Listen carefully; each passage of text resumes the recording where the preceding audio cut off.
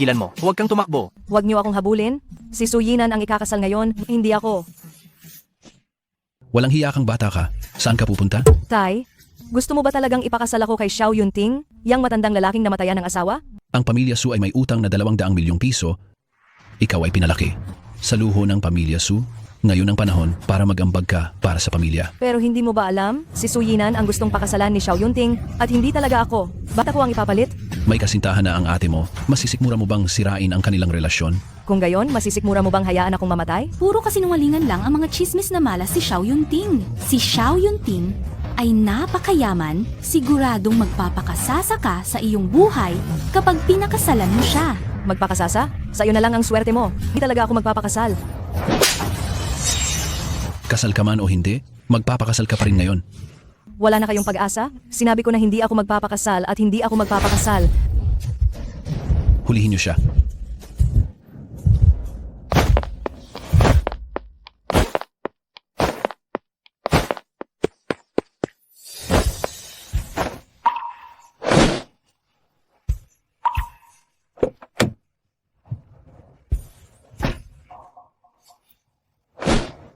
Magmaneho ka na. Kung hindi, may masamang mangyayari sa'yo.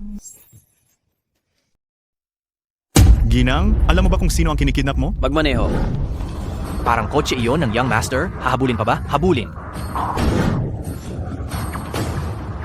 Patawad, pinipilit ako ng pamilya ko na magpakasal at ayaw ko. Basta ihatid mo lang ako palayo, tinitiyak kong hindi kita sasaktan. Ikaw ang nobya ng pamilya Xiao. Alam mo rin ang pamilya Xiao? Sa ayos ng suot mo, ikaw siguro ang best man, di ba? Total nakatakas na rin naman ako, hindi na matutuloy ang kasal, kaya sana ay tulungan mo na ako hanggang sa dulo. Ihatid mo ako sa airport. Ang pamilya Xiao ay napakayaman at makapangyarihan. Magiging young mistress ka doon. Ano ang masama roon? Ayoko talagang magpakasal kay Xiao Yunting. Nabalitaan kong isa siyang matanda, pangit, at manyakis. 22 taong gulang pa lang ako, paano ako pupunta roon para magpakamatay?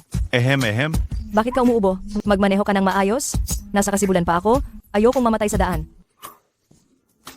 Naku, hinahabol na nila tayo. Super, bilisan mo. Buksan ang pinto ng kotse. Huwag kayong lalapit, hindi ako babalik kasama ninyo. Kung papatayin ninyo lang ako, mas mabuti pang makipaglaban ako sa inyo ngayon. Huwag kayong lalapit, hindi ako sasama sa inyo. Binibining Su, mas mabuting sumunod ka na lang upang hindi na makaabala sa pagbaba ng iba. Kung papatayin ninyo ako, mabuti pang labanan ko na lang kayo ngayon. Bitawan niyo ako. Sinasabi ko sa inyo, may asawa na ako? Siya ang asawa ko. Kaya bumalik na kayo at sabihin mo sa matandang lalaking iyan na may asawa na ang inyong ate, kaya huwag niya akong pag-interesan. Guwapo, tulungan mo naman ako.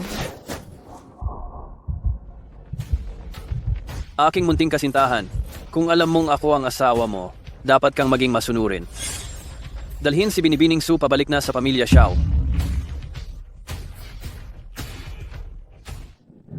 Sir, sa tingin niyo po, ano ang magiging reaksyon ni Madam kapag nalaman niyang kayo ang ikakasal sa kanya? Na-curious din ako, pero ang ugali niya, mukhang nakakatuwa. Kung ganoon, kilala na ng binata ang ginang dati? Iniligtas niya ako.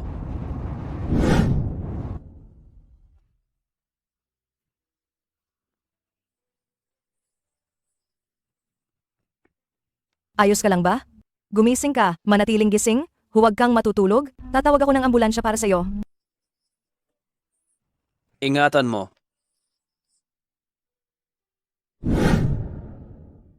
Binata, anong nangyayari sa'yo? Wala lang.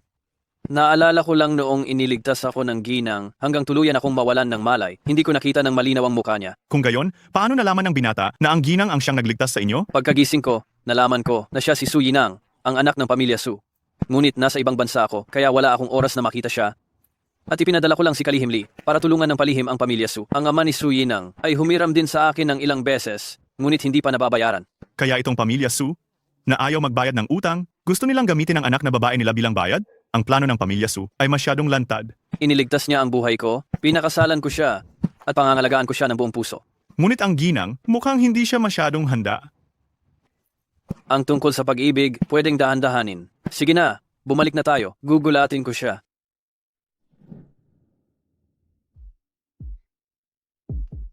Kainis si Su Yinang. Para lang hindi ako makatakas, nagpapabihag siya sa akin. Kakaiba, bakit napakainit? Malamang, ang tubig na pinainom sa akin ni Su Yinang ay may kakaiba? Napakatuso talaga. Kapag nakalaya ako, kukuhain ko ang lahat sa kanya. Sino yan? Nakabigkis ng ganito, tumakas na naman ba sa kasal? Nakagapos ng ganito, baka tumakas na naman sa kasal. Ikaw si Xiao Yunting? Bata pakinggan ng boses? Parang pamilyar. Nagulat ka ba? Hoy, sasabihin ko sa'yo, pakawalan mo na ako agad. Kapag dumating ang boyfriend ko, tiyak na babasagin niya ang iyong mukha sa suntok para makita mo. Sa sinabi mong iyan, nakakatakot nga. Kung natatakot ka, pakawalan mo na ako agad. Paano kung pakawalan kita? Tapos tumakas ka? Ano ang ibig mong sabihin? Ayaw mo akong pakawalan? Oo. Tingnan mo, napakaganda mo at bagong kasal pa lang tayo. Paano kita pakakawalan? Ikaw, walang hiyang matandang lalaki. Kaya ko pang maging mas walang hiya. Gusto mong subukan? Ikaw, huwag mo akong galawin. Pakawalan mo ako agad. Bakit ang init ng ulo mo? Huwag mo akong hawakan, bitawan mo ako. Sino ang nagpakain sa'yo ng marumi? Ang lamig-lamig ng kamay mo, nakaka-relax. Ang lamig ng kamay mo, ang sarap. Uy, huwag kang umalis. Palamigin mo muna ako. Nalason ka, dadalhin kita sa ospital. Ayoko, hindi ako pupunta. Ikaw lang ang gusto ko. Ang ganda ng katawan mo, parang may muscles pa nga. Naglalaro ka ng apoy. Ang ganda ng katawan mo, bakit ayaw mong magpahawak? Hahawakan ko talaga. Alam mo ba kung ano ang magiging resulta ng ginagawa mo? Anong magiging resulta? Ipapakita ko sa iyo ngayon.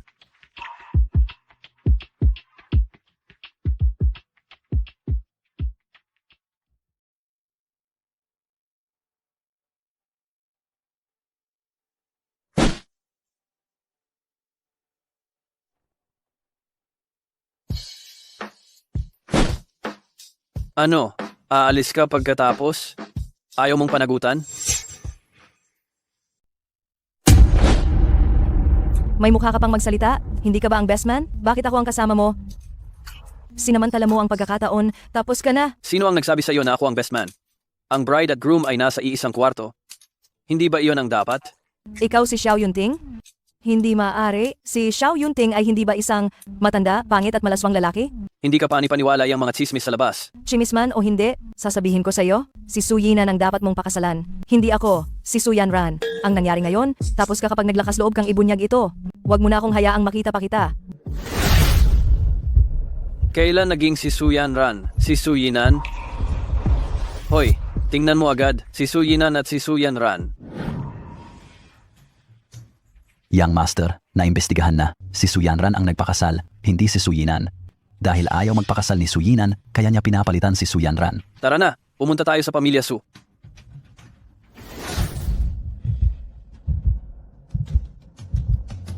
Su Yanran, naglakas loob ka pang bumalik? Bumalik ako para makipag-areglo sa'yo. Itong sampal na ito ay para talaga sa iyo, dahil lang pinapalitan mo ako. Ikaw? Itong sampal na ito ay para talaga sa iyo, dahil sa panloloko mo sa akin. Aray, baliw ka ba? Walang hiya. Naglakas loob ka pang sampalin ang ate mo? Tatay, sinaktan mo ako.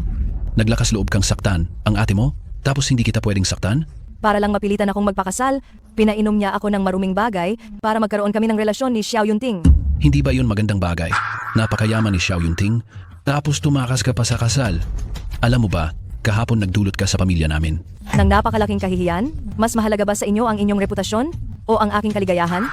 Tatay, ikaw ba talaga ang tunay kong ama? Ang pamilya Xiao ay isang respetadong pamilya talaga. Kung hindi ako ang tunay mong ama, ganito kagandang kasal, ayusin ko ba para sa'yo? Kung ganoon kaganda, bakit pinapabayaan mo akong pumalit sa kanya? Tay, pareho kaming tunay mong anak. Bakit mas pinapaboran mo siya mula pa noong bata ako? Dahil ako ang anak na ipinanganak ni Ginang Su at ikaw ay ang bastardang anak ng Querida. Hindi Querida ang mama ko. Itinago niya sa mama ko ang tungkol sa agad niyang pagpapakasal. Wala siyang alam ang mama ko. Hindi mo pwedeng siraan ang mama ko. Tama na. Huwag mo nang banggitin ang nangyari noon. Nahihiya ka, no? Babanggitin ko pa rin. Su Yanran, bakit mo inaaway si tatay? Tingnan mo, ang itsura mo, matagal na kayong nagtalik ni Xiao Yunting, hindi ba? Ang anak na babaeng ikinasal ay parang tubig na ibinuhos, bumalik ka na lang ng maaga, baka magalit sa amin si Ginoong Xiao. Mas mabuti nga kung magalit siya upang hindi na ninyo ako maibenta para lang sa inyong pagyaman. Walang galang. Hindi tama na saktan ng babae ko, hindi ba? Natulala ka ba at hinayaan mo na lang nasaktan kanila? Huwag mo akong pakialaman. Sino ka para makialam? Ito ay tungkol sa pamilya Su. Huwag kang makikialam. Hindi siya estranghero, siya ang aking lalaki. Sabi ko na, bakit ka nagtangkang tumakas? May laman ka na pala ng maaga. Ikaw na, kahiya-hiyang nilalang. Ako kahiya-hiya. Si Su Yinan ay nakikisalamuha sa lalaking may asawa. Bakit hindi mo sinasabi na nakakahiya rin siya? Nabulag lang ako noon. Huwag mong gamitin iyan para maliitin ako. Kung ikukumpara sa'yo, mas malinis ako. Hayop na walang kahihiyan, walang hiya. Pa, sinasaktan niya ulit ako. Su Yanran, humingi ka agad ng tawad sa kapatid mo. Ako ang hihingi ng tawad sa kanya. Asa, Anak ng Diablo. Nangangahas kang bastusin ang iyong kapatid? Sa tingin ko, kailangan mo talagang matuto sa pamamagitan ng pananakit. Nangangahas ka pang manakit sa harap ko. Mukhang ang kamay mo na iyan, ayaw mo na. Sino ka ba talaga? Nangangahas kang manakit sa tatay ko? Xiao Yunting, hayaan mo na. Siya pa rin ang tatay ko. Ano ang tinawag mo sa kanya? Bingi ka ba? Siya ang lalaking pinilit ninyo sa akin na pakasalan? Si Xiao Yunting. Balita ko si Ji Xiao ay nasa edad 50 na, tama ba? Iyon ay balita lang. Tingnan ninyong mabuti. Mas matanda lang ako ng 5 taon kay Yanran. Ah, kayo pala si Ji Xiao. Maligayang pagkikita. Talaga namang gwapo at maitindig si Ji Xiao. Ganyan ba kayo manakit at mangumbinsi ng tao? G. Xiao. Dahil lang po sa hindi siya nakikinig kaya kami, Siya ang asawa ko. Ang saktan si Su Yanran ay parang sinasaktan na rin ako. paano ninyo nalaman na siya si Su Yanran? Ikaw ba ang nagsabi? Kung ayaw mong malaman ng iba, huwag mong gawin. Iniisip ba ninyo na si CEO Xiao ay madaling utuin?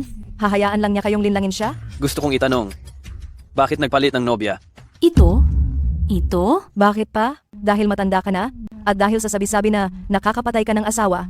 Aba, at dahil din sa isa ka lang biglang yaman. Tumahimik ka. G? Xiao? Maling pagkakaintindi lamang po itong lahat. Iniligtas mo ako 1 taon na ang nakakaraan. Kung ayaw mong magpakasal, bakit kita pipilitin? Huh? Kailan ko kayo iniligtas? Sa puntong ito, hindi na iyan mahalaga. Mula ngayon, wala na tayong anumang utang na loob sa isa't isa. Yanran, umalis na tayo. Opo, kukunin ko lang ang bagahe ko. Ang mabuting aso ay hindi humaharang sa daan. Teka, sasabihin ko sa iyo. Ang nobyo ko ay si Zhang Hu, ang binata ng pamilya Zhang. Ang durugin ang mga tulad ninyo ay kasing dali lang ng pagdurog sa langgam. Oh, Hello, Tiger.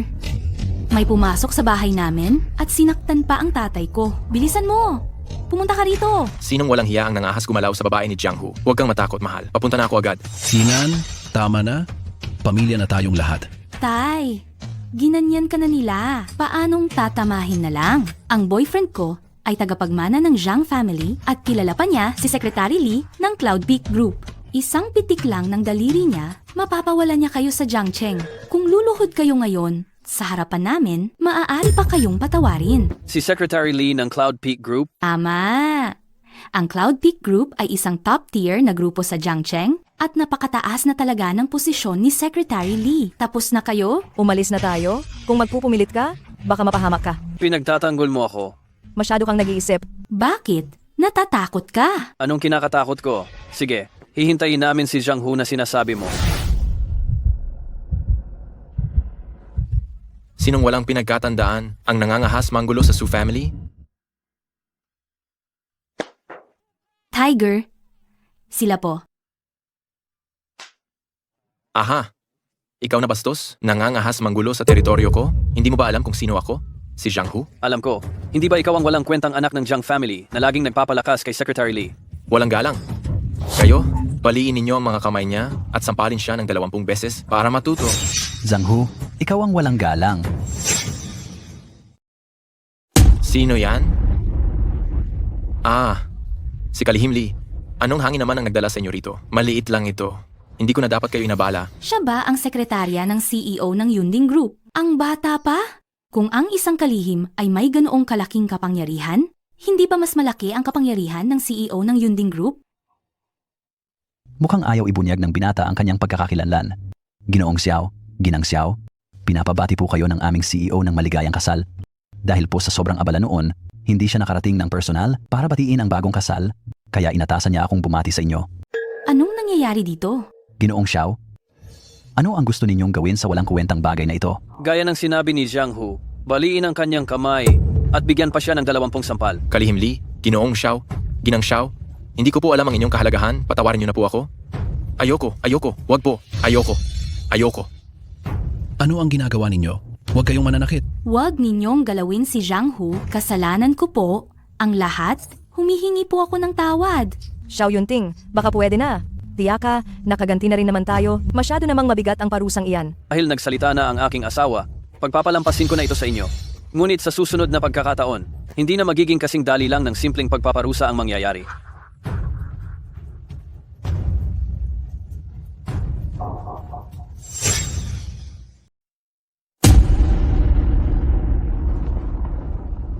Pwede ka bang sumama sa akin umuwi? Oo. May kailangan ka kay Kalihim Lee. Kaya magtrabaho ka muna? Hihintayin kita? Kung gayon, hintayin mo ako, babalik ako, pagkatapos kong ayusin ang ilang bagay. Hintayin kita. Paalam na sa iyo. Malapit lang ito sa bahay namin. Sige, tingnan natin kung mahuhuli mo ako. Young Master, may nalaman pa kaming isang bagay. Ang babaeng nagligtas sa iyo noon ay hindi si Suyinan, kundi si Suyanran. Ano? Totoo ba ang balita? Nakumpirma ko na, totoo ang balita.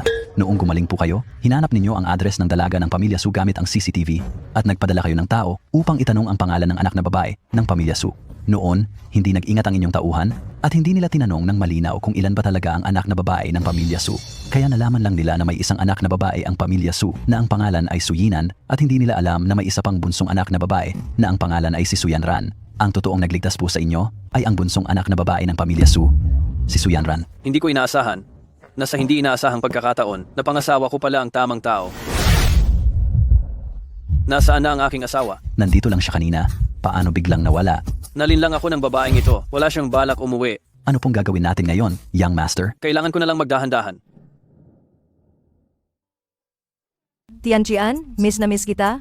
Bakit ka nandito? Hindi ba sinabi mong magpapakasal ka? Paano mo nalaman na ikakasal na ako? Ang aplikasyon natin para sa internship sa Yunding Group ay naaprobahan. Gusto kong sabihin sa iyo ang magandang balitang ito. Pero hindi kita makontak. Pumunta ako sa bahay ninyo ilang araw na ang nakalipas. Doon ko lang nalaman na ikakasal ka na. Bakit naman biglaan? Ano ba talagang nangyari? Huwag muna nating pag-usapan iyan. May makakain ba? Gutom na gutom ako. Pagpasok mo, pagkain agad hinanap. Ilang araw ka nang hindi kumakain? Simula noong araw ng kasal, hindi pa ako kumakain. Gutom na ako. Bakit ka biglang ikakasal? Ano ba talagang nangyayari? Iyang si Xiao Yunting, hindi ko alam kung saan niya nalaman si Suyinan. Tapos, may malaking utang si Papa sa kanya, kaya pinangalanan niya si Suyinan na mapangasawa niya. Sa ganitong paraan, ang utang ay mabubura na parang alikabok. Pero dapat si Suyinan ang ikinasal, hindi ba? Bakit ikaw ang napunta? Dahil iyang si Suyinan, umaarte na parang desperada, ayaw talagang magpakasal, kaya pinilit na ako ni Papa na magpakasal sa lalaking iyon, kinumpis ka pa niya ang cellphone ko, at ikinulong niya ako sa loob ng bahay. Bakit nila nagawa yan? Nasaan na ang papa mo ngayon? Ikaw, tuluyan ka na bang ikinasal? Noong araw ng kasal, tumakas ako sakay ng isang marangyang kotse. Sino bang mag-aakala na kotse pala iyon ni Xiao Yunting? Hinuli ako ng bodyguard niya, at ako'y, Ikaw ay, ano? wag na muna nating pag-usapan ang mga nakakainis na bagay na iyon. Tianchan, kailan ba tayo magre-report sa Yunding Group? Bukas ng umaga, kung hindi ka na nakontak, plano ko nang huwag nang pumunta. Hindi maaari iyan. Iyon ay para sa ating kinabukasan. Iyon ang mahalaga. Paanong dahil lang hindi ako makakapunta? Hindi ka na rin pupunta? Masyado kang nag-iisip. Kung hindi ka pupunta, ako na ang magiging pinakamahina doon. Ikaw ang mahina, Zhao Tianchan.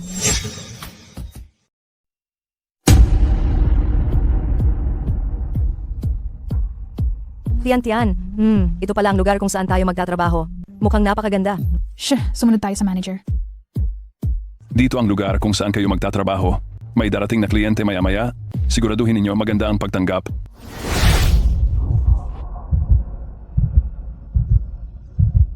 Hindi ko inasahang kahit sa Yunding Group ay may mga bastos na lalaki na mahilig manakal. Ito ay isang subsidiary lang ng Yunding Group. Malayo sa punong tanggapan kaya walang masyadong kontrol. Hindi may iwasang magkaroon ng mga problema sa pamamahala. Kung sana makapagtrabaho tayo sa main office. Nabalitaan ko, ang daming gwapong lalaki doon. Sa ngayon, hindi na ako umaasang makakita ng gwapong lalaki. Sana lang mabawasan ng mga matatandang manyakis. Yan Ran, tingnan mo, may gwapo.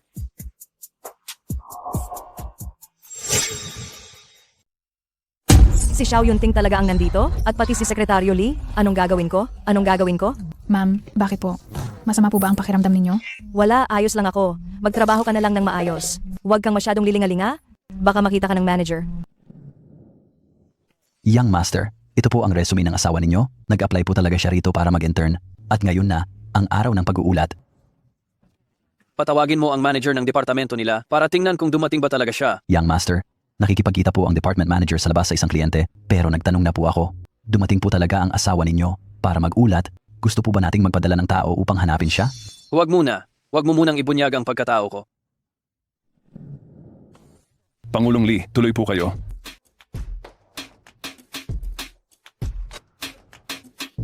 Kay Su at Zhao, magtimpla kayo ng 2 tasa ng tsaa at dalhin sa conference room. Hindi naman kami mga waiter. Bakit kailangan kami ang gumawa ng trabahong ito? Ano pa nga ba? Mga intern lang tayo? Ang mga intern ay kailangan gawin lahat.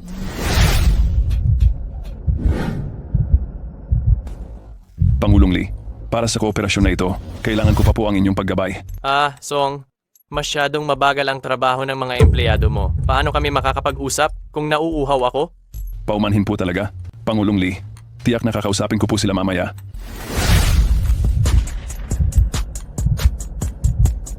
Napakaganda. Manager Song, napakabilis naman kumilos ng mga empleyado mo.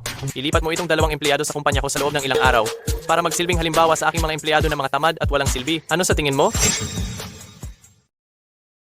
Paumanhin, kami ay mga empleyado ng Cloud Top Group at wala kaming balak na pumunta sa ibang kumpanya. Tama, kung ang mga empleyado mo ay tamad at walang silbi, hindi mo ba dapat suriin ang sarili mong problema? Bakit mo kami pinapapunta? Tumahimik. Ang pagpili ni Mr. Lee sa inyo ay swerte nyo na. Pagkatapos ng trabaho ngayon, lahat kayo ay mag-report sa kumpanya ni Mr. Lee. Kung kailan lang kayo pauuwiin ni Mr. Lee, tsaka lang kayo makakabalik. Empleyado ka ba ng Cloud Top Group? O talagang para sa kumpanya na nila? Nasa kumpanya natin siya? At sa harap mo pa kaming inaapi? Pero kinakampihan mo siya. Si Mr. Lee ang pinakamalaking kliyente natin. Isa rin siyang maimpluwensyang tao sa Jiangcheng. Anong alam nyo, kayong 2 trainee na wala pang malay sa mundo? Bilang manager ng Cloud Top Group, kinakampihan mo pa rin ang mga tagalabas? Mag-ingat ka. Baka ireklamo kita. Sige, bata. Bukas, isasama kita sa head office ng Cloud Top Group. Pero ngayon, kailangan mo munang sumama sa akin. Ikaw na mamang madulas at bastos? Nasusuka ako sa tuwing tinitingnan kita. Tiang-tiyan, umalis na tayo. Anong klaseng trabaho ito? Ayoko na. Tama, magre-resign na kami. Hintayin mo lang na ireklamo ka namin. Ang reklamo at pag-resign ay mangyayari pa lang. Ngayong gabi, siguraduhin mong pagsisilbihan mo si Mr. Lee. Mr. Lee, huwag kang mag-alala. Walang masyadong pumapasok sa reception room. Ngayong gabi, ihahatid ko siya sa kotse mo. Si Manager Song talaga ang marunong makipag-ugnayan. Mamaya, pipirmahan na natin ang kontrata. Anong gagawin ninyo? Tiang-tian. Bumagsak na ang magandang babae. Tayo na lang 2 maglaro. Huwag kang lalapit. Kasal na ako. Huwag kang gumawa ng kalokohan. Hindi ko akalaing kasal ka na pala, kaya lalo akong ginaganahan. Huwag kang lumapit. Magandang babae, ang asawa mong walang-wala, isang simpleng intern, kaisa lang ding kargador o delivery rider. Wala kang pakialam kung ano ang trabaho ng asawa ko. Wala itong kinalaman sa iyo. Palabasin mo na ako ngayon din. Gusto mong umalis? Pero hindi naman siguro imposible kung tatawagin mo ang basura mong asawa para tulungan ka. O, baka naman ang asawa mo ay talagang isang walang silbi na nakikita lang na inaapi ang kanyang asawa pero hindi man lang makakilos. Bitawan mo ako ngayon din. Sumigaw ka pa nga. Walang saysay kahit mapaus ka pa. Samahan mo si Boss Lee ngayong gabi. Kahit pa nakatayo ang asawa mo sa harap ko, tatapusin kita. Tingnan natin kung sino ang maglalakas loob na galawin siya. Sino ka? Sino ang nagpapasok sa iyo? Ito ang seguridad ng Yunding Group. Pakinggan mo akong mabuti. Ako ang CEO ng Yunding Group, si Xiao Yunting. Asawa ko si Su Yanran. Ano? Ikaw ang CEO? Imposible. Ang CEO ng Cloud Peak ay isang matandang lalaki? Paanong ikaw lang ang isang batang walang karanasan? Oo nga, babae. Hindi ko inakala na ang iyong walang kwentang asawa ay magaling umarte. Nangahas pa siyang magpanggap na CEO ng Cloud Peak. Sa tingin ko, sawa na kayo sa buhay. Sino ba talaga ang sawa na sa buhay? Bitawan mo, sinungaling. Ako ay galing sa Cloud Peak Group. Nangangahas kang sakta ng isang tao mula sa Cloud Peak Group. Patay ka na. Ang CEO ng Cloud Peak Group ay hindi basta-basta pwedeng magpanggap. Ang Cloud Peak Group ay itinatag ng pinakamayamang tao sa Jiang City. Balita ko, may misteryosong pamilyang nasa likod nila. Nasa kumpanya nila ako. Kung saktan ko ang tao nila, magigiba tayo. Huwag kang mag-alala. Ligtas tayo. Tama na, tumahimik kayong lahat. Ako ang General Manager ng Liba Group, isang malaking kliyente ng Cloud Peak Group. Wala akong pakialam kung sino ka. Umalis ka kaagad ngayon din. Dahil sa babaeng maganda, pwede kitang patawarin. Liba Group? Hindi ba't isa lang iyang maliit na pabrika ng peking produkto? Huwag kang magsalita ng ganyan. Sino ang nagsabi niyan? Sekretarya Lee? Ako si Little Lee? Nag-alok pa ako ng inumin sa iyo noong nakaraan. Sekretarya Lee, pakiusap, tulungan mo ako. Itong walang modo. Nangahas na saktan ako dito sa Cloud Peak Group. Hindi ba parang sinampal mo rin ang sarili mo? Kalihim Lee, sabihin mo sa kanila, sino ba talaga ako? Young Master, gaano mo pa katagal balak itago yan? Dahil lang sa hindi ka nagpapakita, kumakalat sa labas na matanda, at pangit ka. Kapag nakakaharap ng grupo ang mga ganyang tao na walang pinipiling kausap, ako ang kailangang umasikaso. Marami pa akong kailangang gawin. Makinig kayong lahat. Si Ginoong Xiao ay kaibigan ng aming presidente at siya rin ang kasosyo ng aming Yunding Group. Mula ngayon, ikaw ay tanggal na. Pumasok kayo, bantayan ninyo siyang mag-impake ng gamit. Baliin ang isang paa at itapon mo na palabas. Kalihim Lee, Ginoong Xiao, patawarin niyo ako. Matagal na ako rito sa Yunding Group. Kung walang nagawa, naghirap naman ako. Patawarin niyo na ako. Ikaw ba si Xiao Li? Wala kang magawa?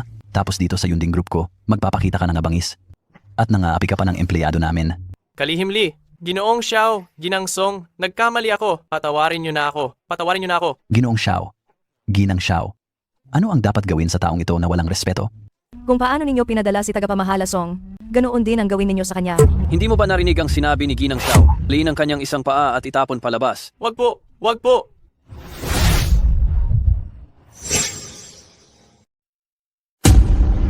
Maran. Tianqian, ayos ka lang ba? Grabe, muntik na akong himatayin. Ayos lang. Masakit lang ang ulo ko. Sino itong gwapong lalaki? Hello, ako ang asawa ni Maran, si Xiao Yunting. Ha? Ikaw yung sinasabi ni Yanran na matanda, pangit at manyakis na lalaki? Kaya pala tinawag siyang Madam Xiao ni Kalihim Lee kanina. Patay na. Nakakainis si Zhao Tianqian. Hindi ko na sana sinabi sa kanya ang tungkol dito. Takbo, kailangan kong tumakas. Huwag na huwag akong magpapahuli ulit kay Xiao Yunting. Ganyan ba ako ipinakilala sa iyo ni Yanran? Hindi. Nagkamali ka lang ng dinig. Maran, umuwi na tayo. Ano man ang problema, pag-usapan natin sa bahay ng dahan-dahan. Ayoko. Alam na niya na siniraan ko siya kay Tianqian. Baka kung paano niya ako pahirapan pag-uwi.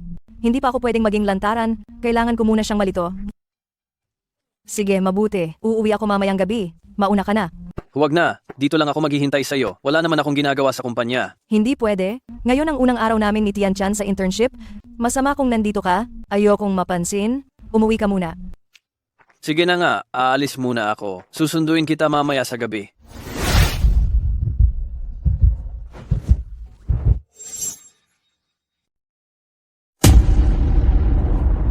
Mag-iwan ng dalawang tao at hintayin ang ginang dito. Masusunod, senyorito.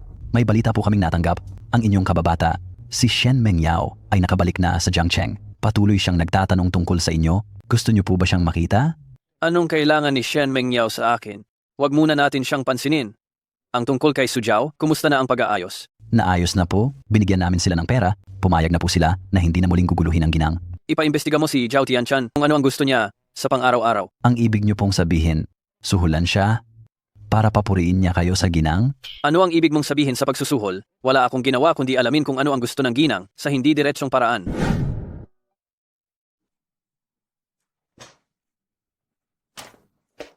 Tian, umuwi na tayo ng maaga ngayon. Bakit naman sa unang araw ng trabaho, kailangan na agad mag-half day? Nako, ano bang alam mo? Ayaw kong mahuli at hilahin pabalik? Tian, tutulungan mo ako, hindi ba? Hindi. Si Xiao Yunting na yon. Ang guwapo at mayaman. At saka kanina, sa conference room, sobrang astig niyang pinagtanggol ka. Hindi ko siya kinaiinisan? Mahirap ipaliwanag ang tungkol sa amin. Sa madaling salita, hindi ako pwedeng magpakasal sa kanya. Ang totoo, lalaki ang gusto niya? Sila ni Secretary Lee ang mag-on. Hindi halata. Mukha namang normal. Kung ganoon, hindi ka nga talaga pwedeng mapangasawa niya. Siya ay isang manloloko. Tutulungan kita. Huwag kang mag-alala. May naisip ka na bang magandang paraan? Tingnan mo ako.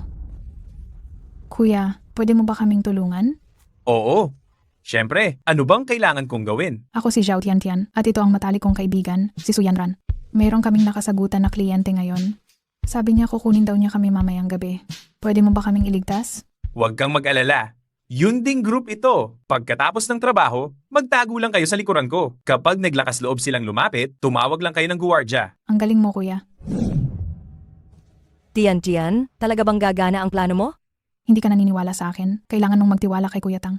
Huwag kayong mag-alala.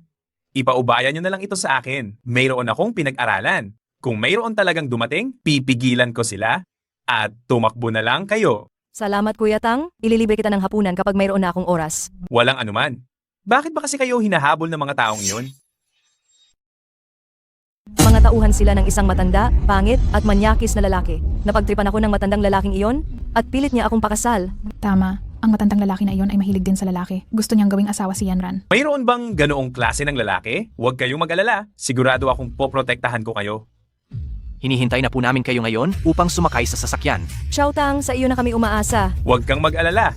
Ipaubaya mo na sa akin ang lahat. Takbo na kayo. Kayo ba ang mga tauhan ng mga manyakis na iyon? Habang nandito akong kasama ninyo, hinding-hindi nyo sila mababastos. Aray, dahan-dahan, masakit. Mas mabuting sumama ka na sa akin. Pakawalan niyo siya, ko na lang ang sasama sa inyo. Ginagawa lang namin ang utos, madam. Sakaling tatakasan mo kami, kami ang mapaparusahan. Sasama na ako sa inyo. Huwag lang kayong manakit ng inosenteng tao. Huwag kang mag-alala, Tian. Alagaan mo si Xiao Tang. Magkita tayo bukas sa kumpanya. Paumanhin? Paumanhin? Hindi ko sila napigilan. Xiao Tang, huwag mong sabihin yan. Kami ang hindi dapat na nakadamay sa iyo at nakasakit pa sa iyong braso. Magkita tayo bukas sa kumpanya.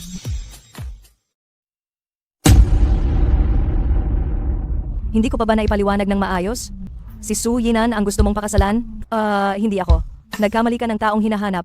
Ang nangyari noong gabing iyon, ituturing ko na lang na hindi nangyari. Hindi rin kita guguluhin tungkol dito. Pakiusap, hayaan mo na ako. Pero paano ang utang ng pamilya Su? Kung mababayaran mo ang utang ng tatay mo, maaari kong isipin. Hindi ka ba partner ng Yunding Group? Bakit mo iyon problemahin? Isa pa, hindi naman ako ang umutang niyan. Bakit ako ang magbabayad? Hindi ko naman pinoproblema. Ang dami kong binabayarang bodyguard. Malaki talaga ang buwan ng gastos ko. Tama na. Ang sweldo ko sa Yunding Group bawat buwan, kunin mo na lang lahat. Niloloko lang kita. Hindi mo na kailangang bayaran ng utang. Ikaw ang mas gusto kong kunin kaysa sa pera. Bitawan mo ako, Xiao Yunting. Huwag kang malikot. Baka masaktan mo pa ang sarili mo mamaya. Xiao Yunting, huwag ka nang mangarap. Hindi kita pakakasalan. Ikaw matanda, pangit at manyakis. Mahilig ka pa sa lalaki? Monyo ka. Ako? Mahilig sa lalaki? Sino ang nagsabi niyan? Ako? Gusto ko ng lalaki? Sino ang nagsabi sa iyo niyan? Kumakalat sa labas. Isa pa, kayong dalawa ni Sekretaryo Lee ay laging magkadikit. Katotohanan iyan. Ang sexualidad ko, hindi mo ba alam? Paano ko malalaman? Kung ganoon, tutulungan kitang alalahanin ng mabuti. Patay, hindi ko sinasadyang magkamali ng sabi. Anong gagawin ko? Siguradong nagalit siya. Anong gagawin mo? Binabalaan kita, huwag kang gagawa ng kalokohan. Nag-aral ako ng self-defense. Ang self-defense mo, may pakinabang ba? Hindi mo ba alam yan sa sarili mo? Ano ba talaga ang gusto mong gawin ngayon? Parusahan ng asawa kong laging tumatakas. Hindi ako tumatakas. Ako ay pumunta para kolektahin lamang ang utang para sa'yo. Huwag kang mag-alala, ibabayad ng tatay ko sa'yo ang perang iyon. Sabi ko na, mas mahalaga talaga, kaysa sa pera. Mas gusto kita. Senyorito, bumisita si Binibining Shen Mengyao. Alam ko. Hayaan mo siyang maghintay sa sala. Huwag kang gumala-gala, babalik ako maya-maya. Shen Mengyao, ang ganda ng pangalan. Siguro isa siyang magandang babae, ano? Pupuntahan ko para tingnan. Kuya Yunting, matagal tayong hindi nagkita. Grabe ang pagkamiss ko sa iyo. Dumiretso na ako rito pagbalik ko sa Jiangcheng. Bakit mo ako hinahanap? Masyadong malayo, hindi ko marinig. Masyadong malapit naman, baka mahuli ako. Hayaan na, lumapit pa ako ng kaunti, siguro ayos lang. Kuya Yunting, narinig kong... Ay!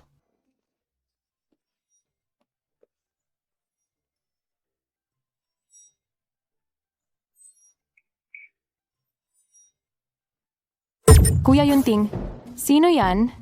Isa ba siyang katulong mo? Shen Mengyao, bantayan mo ang pananalita mo. Siya ang asawa ko. Si Su Yanran. Yanran. Siya ang kaibigan ko, si Shen Mengyao. Miss Shen, kumusta po? Maligayang pagdating. Kuya Yunting, Lumaki tayong magkasama simula pagkabata at nakatira pa ako rito sa bahay ninyo ng ilang beses. Ang tagal na nating magkakilala, bakit hindi mo man lang sinabi na nagpakasal ka na? Wala ka naman dito sa Jiangcheng. Bakit pa kita sasabihan? Siguro nakalimutan na ni Kuya Yunting ano? Teka, taga saan po ba si Miss Su? Oo, taga Jiangcheng po ako. Hindi ko naman narinig na may pamilya Su na mataas sa Jiangcheng. Ano po bang trabaho ng pamilya ni Miss Su? Bakit hindi ko alam? Galing po ako sa ordinaryong pamilya, hindi po kami mataas. Saan ka po nagtatrabaho, Miss Su? Paano mo nakilala si Kuya Yunting? Kaga-graduate ko lang at nag-internship ako sa Yunding Group. Siya na lang ang tanungin mo. Yunding Group? Mukhang masyadong mahal ni Kuya Yunting si Miss Su. Dahil alam mo, hindi kailanman pinapayagan ni Kuya Yunting ang mga kamag-anak na pumasok sa Yunding Group. Si Shen Mengyao. Huwag kang gumalaw, masakit. Tingnan mo. Napakawalang ingat mo. Nasugatan ang kamay mo. Kukunin ko ang first aid kit. Miss Su, bakit ka napakawalang ingat? Kung gusto mong marinig ang pag-uusap namin ni Kuya Yunting, pwede ka namang makinig ng harapan. Nadapa ka pa habang nakikinig ng palihim, kaya nag-aalala si Kuya Yunting ng walang dahilan. Napakatindi ng galit mo sa akin. Mukhang itong si Shen Mengyao ay may gusto kay Xiao Yunting. Kahit na gusto kong umalis at ibigay na ang posisyon ng Ginang Xiao, hindi ko tatanggapin na ganito mo ako aabusuhin, hindi ba? Madalas talagang maging mahina ang tuhod ko. Hindi ako makatayo ng maayos at nadadapa. Anong magagawa ko? Kasalanan pa rin ni Yunting Ikaw! Ano bang nangyari sa akin? Kami ni Yunting ay mag-asawa. Hindi ba't normal lang iyon? Su Yanran, hindi mo siguro iniisip na inibig ka na talaga ni Kuya Yunting, hindi ba? Sinasabi ko sa'yo, ang pinagmulan ng pamilya mo ang nagtatakda na imposibleng maging kayong dalawa. At ang pamilya Shen ang isa sa mga nangungunang pamilya sa Jiangcheng. Ako ang dapat na asawa ni Kuya Yunting. Aalis ka rin sa bandang huli. Tingin ko matalino ka. Pinapayuhan kitang maging mapagpasya. At umalis ka na sa tabi ni Kuya Yunting ng mas maaga. Gusto ko sanang umalis, pero hindi ako pinapayagan ng Kuya Yunting mo. Anong magagawa ko? Tama na. Ikaw na munting mga akit ni Kuya Yunting. Tumahimik ka. Tigilan mo.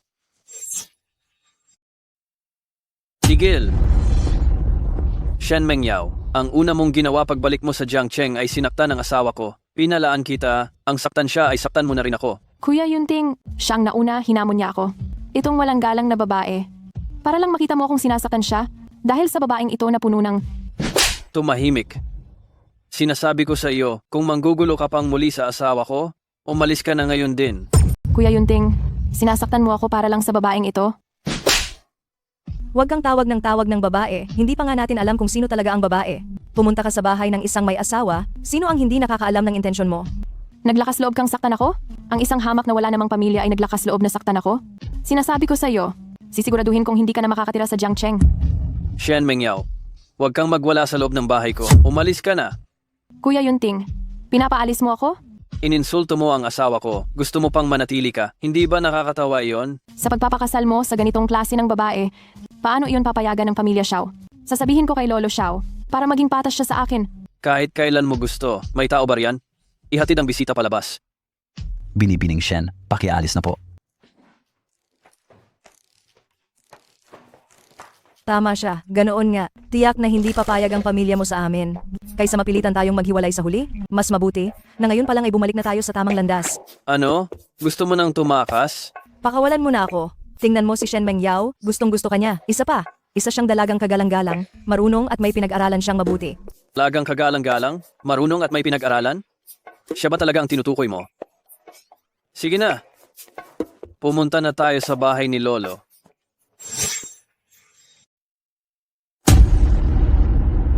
Lolo, ito po ang inyong apo sa tuhod, si Su Yanran. Magandang araw po, Lolo. Ako po si Su Yanran. Ay, mabuti. Mabuti. Sa wakas, nagising na itong apo ko.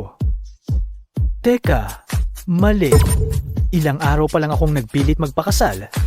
Hindi kaya nakipagsabuatan ka sa dalagitang ito para lokohin lang ako, ang matanda? Lolo, noong hindi pa ako kasal, pinipilit niyo akong magpakasal. Ngayon, kasal na ako, pero nagdududa pa rin kayo na peke ito. Iha, sabihin mo sa lolo ang totoo. Talaga bang hindi niyo ako niloloko? Mukhang takot na takot si Xiao Yunting sa lolo niya. Kung aaminin ko na peke ang kasal namin ni Xiao Yunting, baka si Xiao Yunting maparusahan pa ni Lolo Xiao. Tutal, peke naman talaga ang kasal na ginawa namin. Hindi kami nagpakasal sa batas, wala ring naging kasalan. Lolo Xiao, hindi ko po kayang lokohin kayo. Totoo po, isa lang akong aktres na inupahan ni Xiao Yunting. Xiao Yunting, naglakas loob ka. Nag-upa ka pa talaga ng aktres para lukuhin ako, ang matanda. Wala ka na bang paggalang sa akin? Tama. Bakit niyo niloloko ang lolo ninyo? Wala talaga kayong pagmamahal. Lolo, nagbibiro lang po siya. Siya po talaga ang apo ninyo sa tuhod. Sino ang asawa mo? Sino ang nagbibiro sa'yo? Wala tayong marriage certificate at wala ring kasal. Ikaw at ako, may malinis lang na transaksyon ng pera.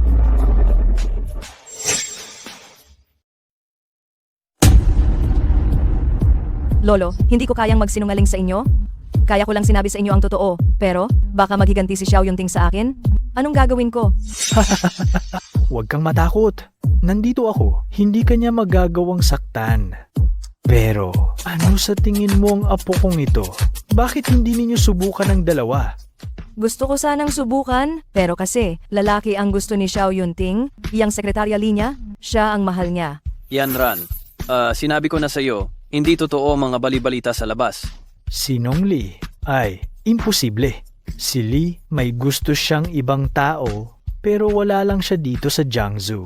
Lolo, noong naaksidente ako, ang babaeng nagligtas sa akin ay si Yanran. Ano? Ikaw ang iniligtas ko noon? Oo, tama Yanran. Ang ating kapalaran, matagal nang nakatadhana. Dahil iniligtas mo ako, kaya ikaw ang pinili ko. Ikaw, binabaliwala mo ang kabutihang ginawa ko. Aray, ano ba talaga ang nangyayari? Niligtas ka niya noon, hindi mo maaaring gawin ang mga bagay na nakakasakit sa kanya. Hindi ba? Kahit ano pa man, pinapahirapan niya lang ako. Lolo, ang bagay na ito ay isang hindi pagkakaunawaan. Nangangako akong magiging mabuti ako kay Suyan simula ngayon at hindi ko siya hahayaang magdusa. Mabuti, mabuti. Kayo kasing mga bata, sa mga pag-aaway ninyo, hindi ko na rin maintindihan. Pero ang kasal ninyo, pinapayagan ko na. Ay, hindi pa kayo kumakain, hindi ba? Tara, sabay-sabay tayong kumain. Lolo, aalalayan ko po kayo. Sige, tara na. Hindi ko inaasahan ang nangyari na magugustuhan siya ni Lolo. Lolo Xiao, binibisita ko po kayo. Ah, ikaw pala si Meng Yao. Ha ha ha, matagal na kitang hindi nakikita. Nabalitaan ko na nag-aral ka sa ibang bansa. Bakit ka biglang bumalik sa Jiangsu? Hindi ba dahil na-miss ko kayo? Doon sa ibang bansa, marami akong kilalang doktor. Sa ibang araw, dadalhin ko po kayo sa ibang bansa upang magpa-check up. Aba, tayo'y mga kagalang-galang na pamilya ng Jiangcheng, kaya dapat talaga na pangalagaan ninyo ang inyong kalusugan. Matanda na ako. Ayoko nang gumalaw. Dito na lang ako, naghihintay sa apo ko sa tuhod na ipapanganak ng manugang kong babae. Lolo, sandali pa lang kaming magkasama, hindi dapat ganoon kabilis ang pag-usad. Shen Mengyao. Ngayon ay ang pagsasalo ng aming pamilya. Kung wala kang mahalagang gagawin, umalis ka na.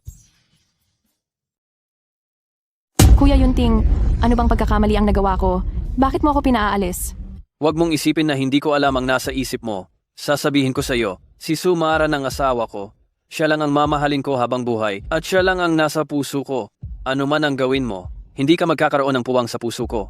Ay, anong gagawin? Sa totoo lang, gusto ko na sanang umalis, pero hindi mabubuhay nang wala ako ang Kuya Yunting mo. Ikaw! Papasukin ng mga tao. Lolo Xiao, pinaalis ako ni Kuya Yunting. Meng Yao, tingnan mo, wala kaming naihandang pagkain para sa iyo ngayon. Baka sa ibang araw ka na lang bumalik. Lolo Xiao. Miss Shen, maaari ka nang umuwi. Maran, halika.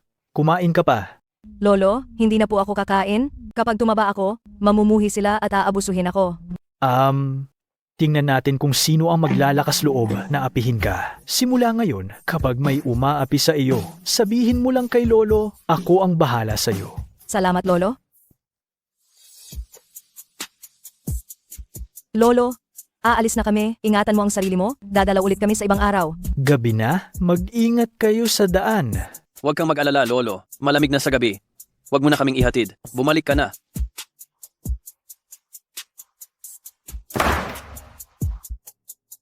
Sabi mo ba kanina kay Lolo, inaabuso ka? Xiao Yunting, ako ang nagligtas ng buhay mo. Kung gayon, kailangan kitang suklian ng husto.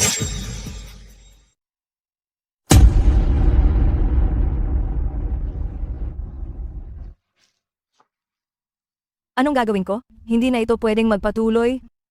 Hindi, kailangan kong takasan ang lugar na ito. Gusto kong mabuhay ng ayon sa gusto ko. Ginang, umalis na po ang binata patungong opisina ngayon. Bago pa man siya umalis, personal niya pong inihanda ang inyong almusal. Alam ko na. Salamat.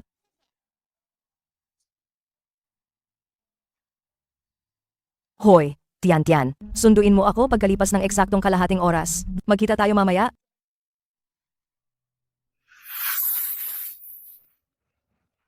Mga kuya, kumain lang ako kaninang umaga. Lumabas lang ako para magpahangin. Kailangan ba talagang sundan ninyo ako ng napakalapit? Ginang, abang nandito kami, siguradong hindi kayo makakatakas. Ginang, huwag ninyo siyang pakinggan sa mga walang saysay na pinagsasabi niya. Narito po kami para protektahan kayo. Mga kuya, magpakita naman kayo ng awa. Hayaan nyo na akong makawala sa hirap na ito. Kapag nagtagal pa ako rito, tiyak na mababaliw ako. Mama Ran, dito, takbo na. Bilisan mo na ang pagmamaneho. Tumakas na naman si Ginang. Ano ba ang gagawin natin? Mapaparusahan ba tayo? Ikaw ang mag-ulat sa binata, ako ang kukuha ng sasakyan.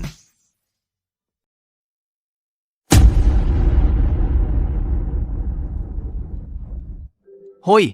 Senyorito, tumakas na naman po ang Ginang. Si Zhao Tianqian po ang nagmaneho at sumundo sa kanya. Alam ko na, hindi ko kayo sinisisi. Araw-araw ninyong ihatid ang ginang. Dapat tiyakin ninyong ligtas siya. Opo, senyorito. Kalihim Lee, magpalit tayo ng lugar ng opisina. Magpapalit tayo ng lugar ng opisina? Saan po talaga tayo pupunta? Sa kumpanya ng ginang. Opo, senyorito. Yan Ran, hindi ba iyan ang asawa mo? Ang pagpunta niya rito, baka ikaw ang hinahanap. Tianqian, anong gagawin ko? Tumakas na lang kaya tayo? Pwede bang maging matapang ka? Bakit? Sa tuwing nakikita mo siya tatakbo ka? Maraming tao rito. Hindi ako naniniwala na may magagawa siya sa'yo.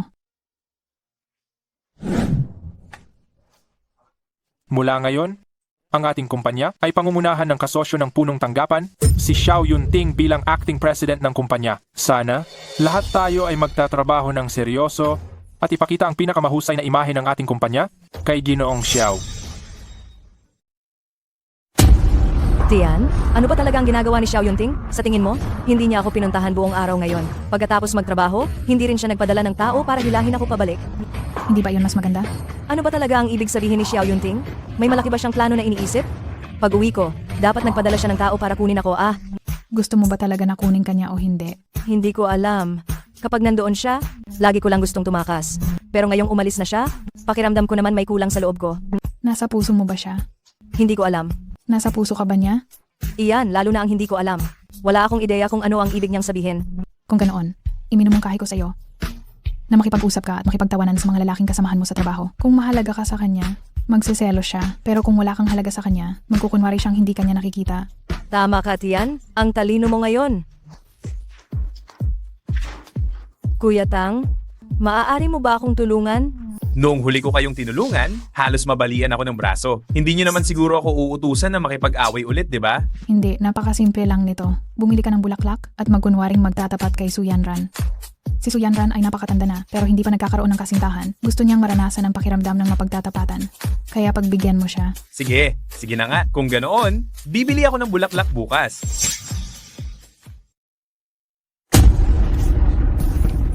Mama? Mama? Yen? Mama? Mama?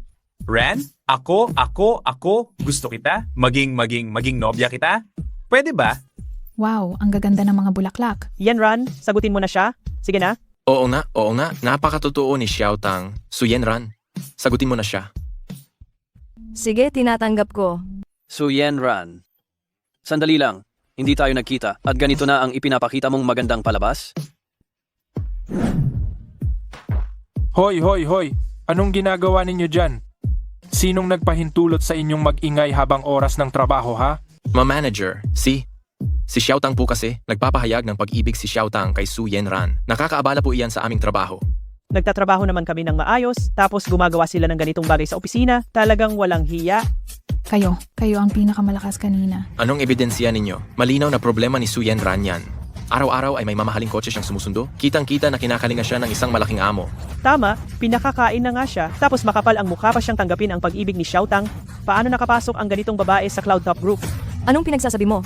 Nag-arte lang kami kanina? Ikaw? Tama na. Su Yenran, Zhao Tiantian, pumunta kayo sa opisina ko ngayon.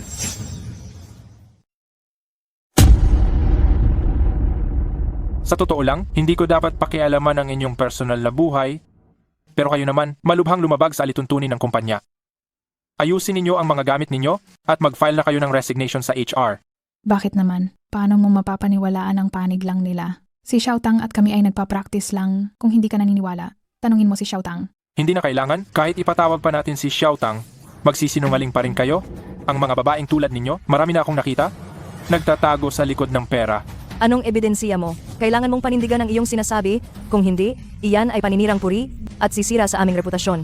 Ha, may reputasyon pa ba kayo? Dahil sa katayuan ninyo, hindi talaga ninyo kayang bumili ng mamahaling kotse. Ang mga matataas na tao na ito, hindi nila pakakasalan ang mga taong tulad ninyo na galing sa simpleng pamilya. Nabayaran lang nila kayo para maging kinakalinga. Nagsisinungaling ka? Kasal na kami ni Xiao Yunting at nakilala ko na ang lolo niya. Hindi totoo ang sinasabi mo. Ipinakita ba niya sa iyo ang marriage certificate? Nagbigay ba siya sa iyo ng engranding kasal? Kaya huwag maniwala sa matatamis na salita ng lalaki. Mabuti pa, pirmahan nyo na ang application para sa resignation. Hindi ko isasama ang insidenteng ito sa inyong mga record. Wala kang ginawang anumang investigasyon para lamang magbigay ng inyong konklusyon? Hindi ito ayon sa mga alituntunin at regulasyon ng Yunding Group. Haha? Nagtatrabaho ako sa Yunding Company sa loob ng 15 taon. Kahit lumabag ako sa mga alituntunin at regulasyon, walang magtatanggal sa akin. Ngayon, mag-alala muna kayo sa sarili ninyo. Sino ang nagsabi na walang magtatanggal sa iyo? Hindi totoo na walang nagtatanggal sa iyo. Ako ang na-late. Makukuha mo ang hustisya sa tulong ko. Ji Xiao, anong ibig mong sabihin? Si Sumaran ay aking asawa. Siya ang asawang kinilala ng aking lolo. Pumunta ako rito at ako ang pansamantalang presidente at para rin iyon sa kanya. Ang asawa ko ay likas na mabait pero hindi yan dahilan para apihin niyo siya. Ji Xiao, kahit pa isa kang katuwang sa trabaho, ang pag-aasikaso ko sa mga empleyado, wala ka namang kinalaman doon, hindi ba? Kung sa tingin mo ay hindi tama, pwede kang magreklamo sa head office. Ako ang pansamantalang presidente ng kumpanyang ito at ako ang masusunod dito. Ji Xiao, malibang may direktang utos mula sa head office, kahit tanggalin mo ako sa pwesto, kahit paalisin mo man ako, mananatili ako sa desisyon ko. Sige. Xiao Yunting, kasalanan mo ito? Pinadala mo pa talaga ang mga bodyguard para sundan ako at hinaharangan mo ang kalayaan ko. Pinoprotektahan kita. Sino ang nakakaalam kung proteksyon ba o pagmamanman?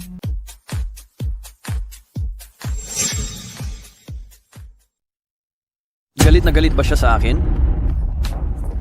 Mr. Xiao, dalhin mo na lang ang asawa mo para magpa-check up. Tama ka. Baka nga nagkasakit siya. Kung hindi, bakit siya biglang nasuka? Ang ibig kong sabihin, noong buntis ang asawa ko, ganyan din siya kasuka. Ano? Ang ibig kong sabihin ay buntis ang iyong asawa. Napakagaling. Kumusta ka? May masakit ba sa katawan mo? Bakit ako nabuntis? Magiging ina na ako? Hindi pa ako handa. Hindi rin ako handa, pero magsisikap ako na alagaan ka at ang ating anak. Kasalanan mo. Wala akong kahit anong paghahanda. Huwag kang masyadong ma-excite. Kung ano ang gusto mong gawin, gawin mo, hindi kita hahadlangan. Ano pa ang magagawa ko? Hindi na ako makakatakas. Pumunta ka na sa kumpanya? Hindi ko kailangan ng tulong mo. Kaya ko ito mag-isa. Walang masyadong ginagawa sa kumpanya ngayon. Mananatili ako rito para samahan ka at ang ating anak. Wag na. Gusto kong mapag-isa muna. Bigyan mo ako ng oras. Sige, pupunta muna ako sa kumpanya. Babalik ako mamaya para samahan ka.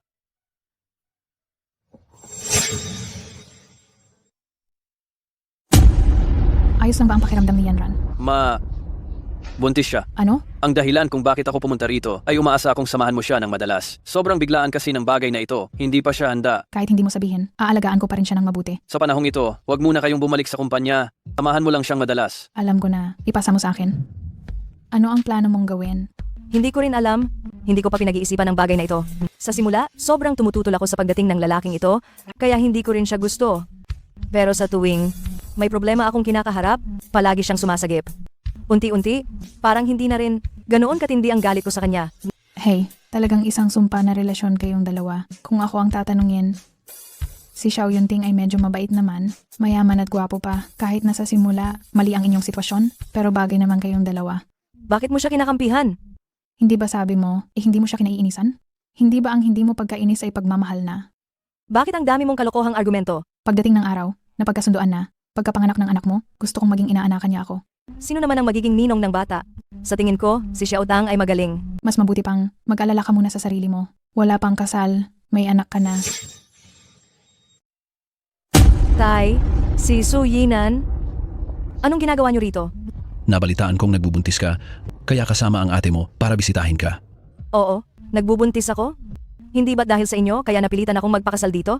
Su Yanran, anong klase yan ng ugali? Mabuti nga't binibisita ka namin ng tatay? Bilisan mo? at kumuha ka ng prutas, kami, ang pamilya mo. Suyinan, huwag ka namang ganyan. Buntis pa rin si Yanran. Paano niya gagawin ng ganyan?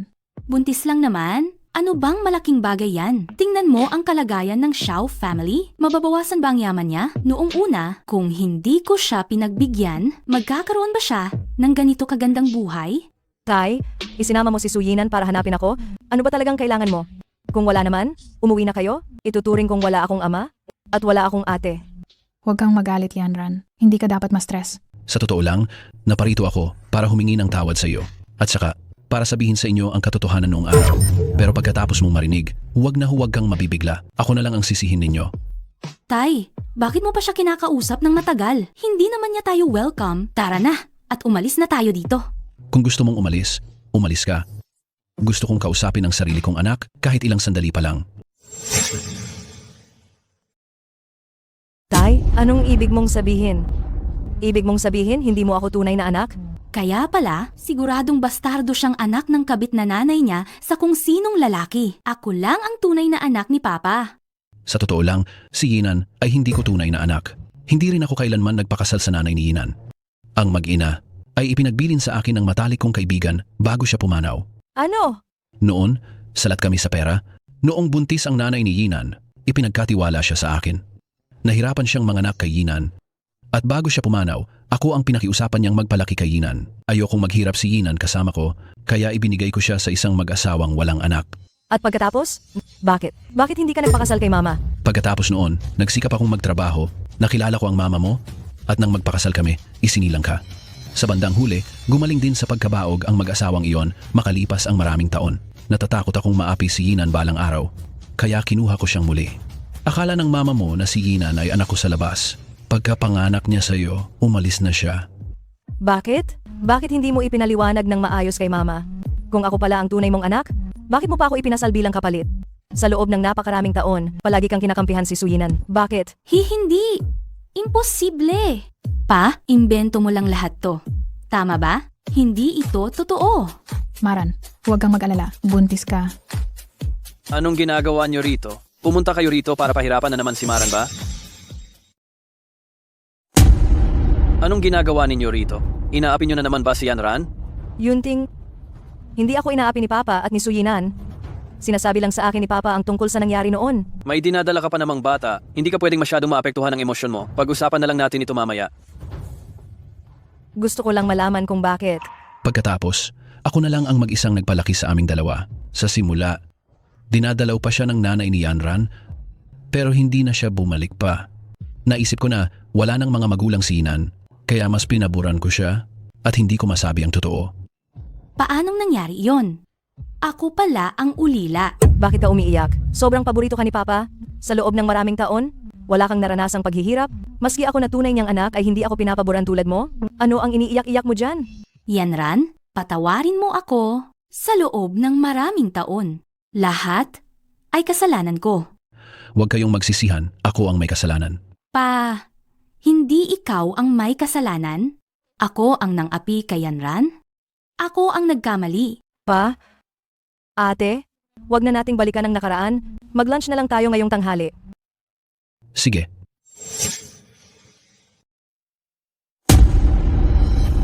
Ate Mingyaw, kumusta na ang kasal ninyo ni Xiao Yunting? Anong kasal? Kasalan na si Xiao Yunting? At sa isang hampas lupa pa?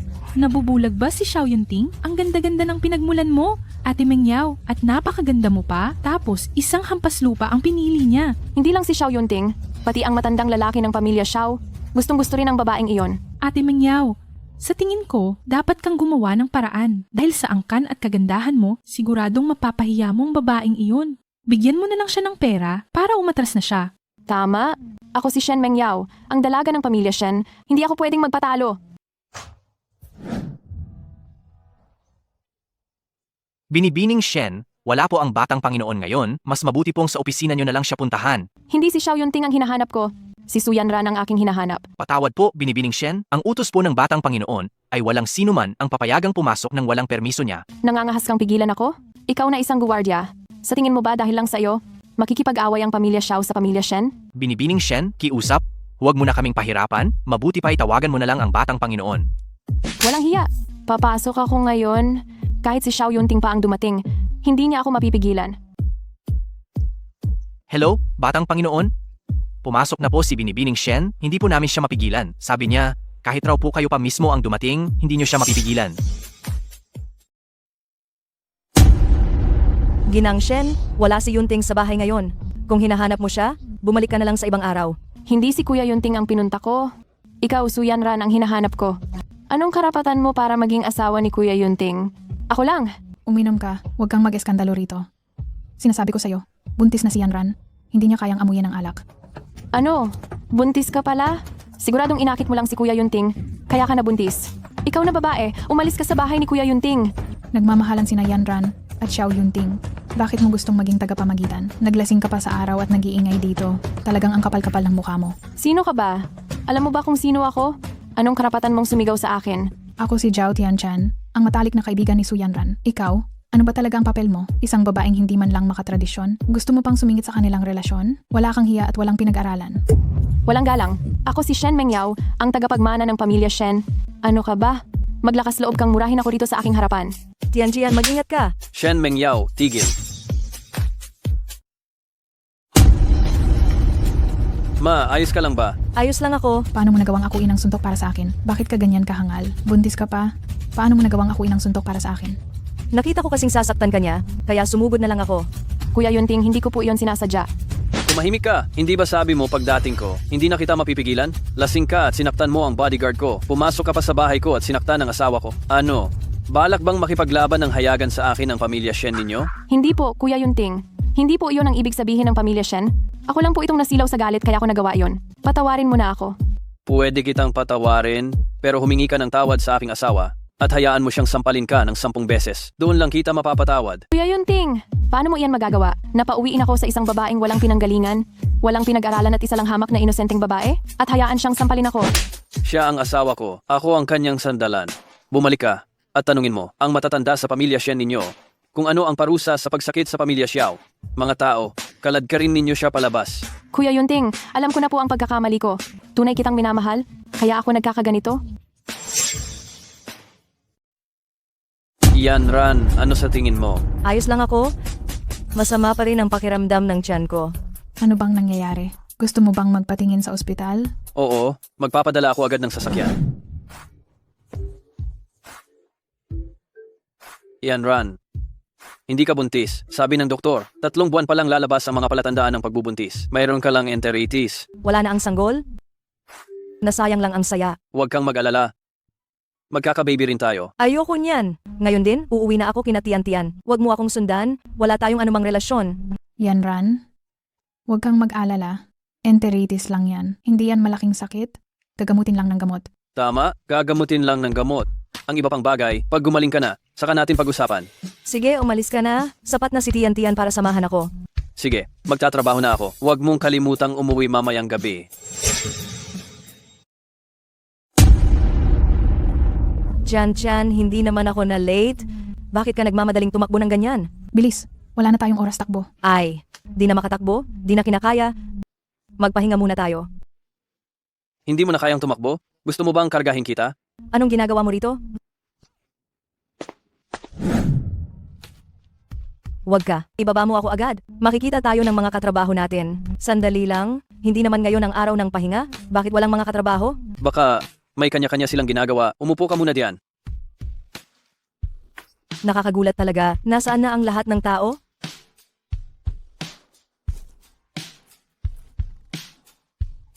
Yanran, pakakasalan mo ba ako? Anong ginagawa mo? Nasa opisina tayo. Hindi pa ako handa. Teka, ang ibig kong sabihin, hindi na ito kailangan, di ba? Bakit ka pa nag-iisip? Bilisan mo. Sagutin mo na siya. Sagutin mo na siya. Sagutin mo na siya. Sagutin mo na siya. Kung gayon, sasagutin na kita. Ay,